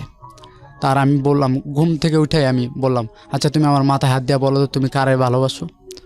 ও আমার মাথায় হাত দিয়া বলে যে আমি তোরে ভালোবাসি না, ওরে ভালোবাসি। এই কথা যখন বললো, আমি ওরে নিজের হাতে ভাত মাইখা খাওয়াই দিলাম। বললাম খাও, এই লাশ খাওয়ান আর কখনো নাও খাওয়াইতে পারি, হয়তো বা কখনো নাও দেখতে পারি, তুমি আমাকে না দেখতে পারো। ওরে খাওয়া দিলাম, ও আমার খাওয়াইতে চাইলো কিন্তু আমি খাই নাই। ভাতগুলো ফালাই দিলাম, ওরে 3-4 নালা খাওয়াই দিয়া আমি আর খাইলাম না। ব্যাগটা নিয়ে আমার মার সামনেই নেমে গেলাম। বলে কই দিয়েছ? আমি কই না একটু আহিত ওরে দিয়ে দিয়েছি, আবার কয়েকদিন পর নিয়ে আসবো। ওই ছেলের ফোন দিয়ে আনলাম, আইনা আমি কই ভাই ওরে দেখে রাখেন, যদি কোনো দিন কোনো সমস্যা হয় আর যদি কোনো দিন কোনো প্রয়োজন হয় আমাকে একটাবার জানাইবেন, আমি আসি। দিয়ে আসলাম। যখন ও আমার কাছ থেকে 100 বছরের মতো দূরে গেছে, আমার চোখটা খালি পানি পড়তেছে, খালি কান্না করতেছি। আর আমি ডাক দিয়া বলি লাকি ভালো থাকিস, লাকি তুই ভালো থাকিস, তুই ভালো থাকিস, তুই ভালো থাকিস। ও আমার পিছে তাকায়, আর ওই ছেলেকে পায়া এত খুশি হাসতাছে। আমি বললাম লাকি তুই ভালো থাকিস, পিছ থেকে কান্না করতেছি। ওই জায়গাতে কান্না স্টার্ট করছি, ডিরেক্ট বাসায় আসছি। কান্না করতে করতে আমার বাবাকে মাকে জড়ায় ধরে কাঁদতাছি। আমার বাবা মার কাছে মাপ চাইলাম যে বাবা মা ভুল হয়ে গেছে, আমার মাফ করে দাও, আমি জীবনে বহুত বড় ভুল করে ফেলছি, মাফ করে দাও। তার আমার বাবা মা বললো কি হয়েছে? তার আমি বললাম পুরো বিস্তারিত ঘটনাটা খুলে বললাম। বলে যে একবার গেছস, ওই ছেলেটা ওকে দিয়ে দিছি, সামনের দিকে যদি একটা অকারেন্স কইরা ছেলেটা যদি ওই মেয়েটাকে আবার পাঠিয়ে দেয়, তখন তুই কি করবি? তোর তো গাড়ি নিয়ে থাকতে হইব। ডিভোর্স কিছুই হয় না। হ্যাঁ, ডিভোর্স কিছুই হয় না। আবার ছেলেটা ওর থেকে 3.5 বছরের ছোট, 3 থেকে 3.5 বছর। এইবারকা জেএসসি দিবে ছেলেটা, জিএসসি দিবে মাত্র। হ্যাঁ, এই ছেলেটা আপনার লম্বা ছিল আমার সমান। আমি এটা শুনে অনেক কষ্ট লাগছে। তারপরের দিনকে আমি আবার আমার খালু আমার বাবা মা সবাই চাপ দিল। আমার খালায় আমার বাড়ি দিছে, বলে যে তুই নিয়ে আয়, নাহলে আবার একটা অকরেন্স করে তোর গাড়ি ফালাই দিবে। তারপরে নিয়ে আসলাম। নিয়ে আসার পর ডিভোর্স, দুজনে মিলে যে একটা ডিভোর্স আছে না, যে কেস মামলা হবে না, ও আমার চায় না, আমি ওকে চাই না, ওই ডিভোর্সটা দিলাম। দেওয়ার পর বললাম যে ভালো থাক। এরপরে আর ওর মতো আছে। কিছুদিন আগে আমার এক ফ্রেন্ডরে দিয়া বলাইলাম যে বলো তো তুমি এই যে আমাদের বিয়ে ঠিক হয়েছে, তুমি একটু বলো। ওর ফোন দিয়ে বলতেছে যে আমার আর সোহাগের বিয়ে ঠিক হয়েছে। কয় কীভাবে? কয় ফ্যামিলি দিক দা। প্রথম বলল যে ছেলেটা ভালো, তার কিছুক্ষণের মধ্যেই বলে যে না ছেলেটা ভালো না, বিয়ে করেন না, ছেলেটা খারাপ, ভালো না, বিয়ে করবেন না, জীবন নষ্ট হয়ে যাব, এইসব কথা বললো। তখন আমি ওই ফ্রেন্ড আমাকে বললো এরকম তোর ব্যাপারে কথা বললো। আমি কই ও বলে নাই বোধ হয়, ওই ছেলেটা আছে না খোকন, ওর হাজব্যান্ড, ও বলাইছে মনে হয়। প্রথম না হলে ভালো বলবে, দ্বিতীয়তে খারাপ বলবে, এই আর কি। ওরে বললাম, বলে যে তোর ওয়াইফ এত কিছু করছোস আর ওয়াইফ তোরে এরকম দেখে, তুই কিসের জন্য বিয়ে করছিলি? আমি বলি যে কিসের জন্য বিয়ে করছি, ও তো আগে এরকম ছিল না, এখন হয়ে গেছে কীরকম পরিস্থিতির শিকার, এটা তো আমি জানি না, আল্লাহ জানে কীরকম হয়ে গেছে।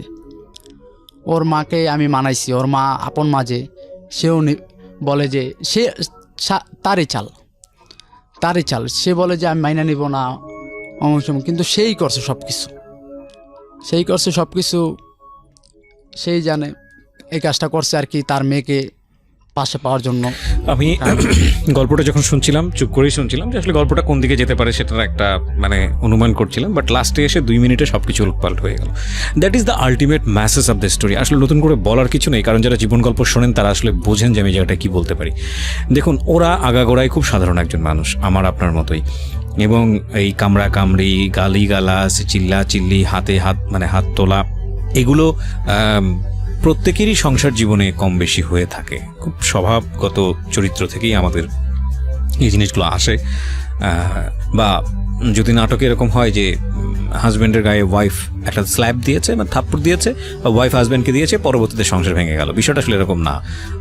রিয়েলিটি আরও বাস্তব। মারামারি হয়ে দাঁত দুধ ভেঙে এক্সট্রিম পর্যায়ে যায়, বছরের পর বছর চলতে থাকে, তারপর হয়তো ডিভোর্স জায়গাতে যায়, ইভেন তাও হয় না অনেক সময়। তো আমার জায়গাটা থেকে আমার যেটা মনে হয়েছে, exceptional is one kind of hardest reality, এবং ওই জায়গাটায় কিছু না কিছু শেখার আছে। তো সেদিক থেকে আমি যেটা বলবো যে এটা একটা অসাধারণ জীবন গল্প। মাত্র 2 মিনিটেই পুরো জীবন গল্পটা অন্যরকম একটা মোড়ে চলে গেল। খুবই স্বাভাবিক, খুবই স্বাভাবিক। প্রত্যেকটা মানুষের জীবনে যেসব ঘটনা ঘটে সেরকম কিছুই, এবং শুনতেও বেস্ট বোরিং লাগছিল।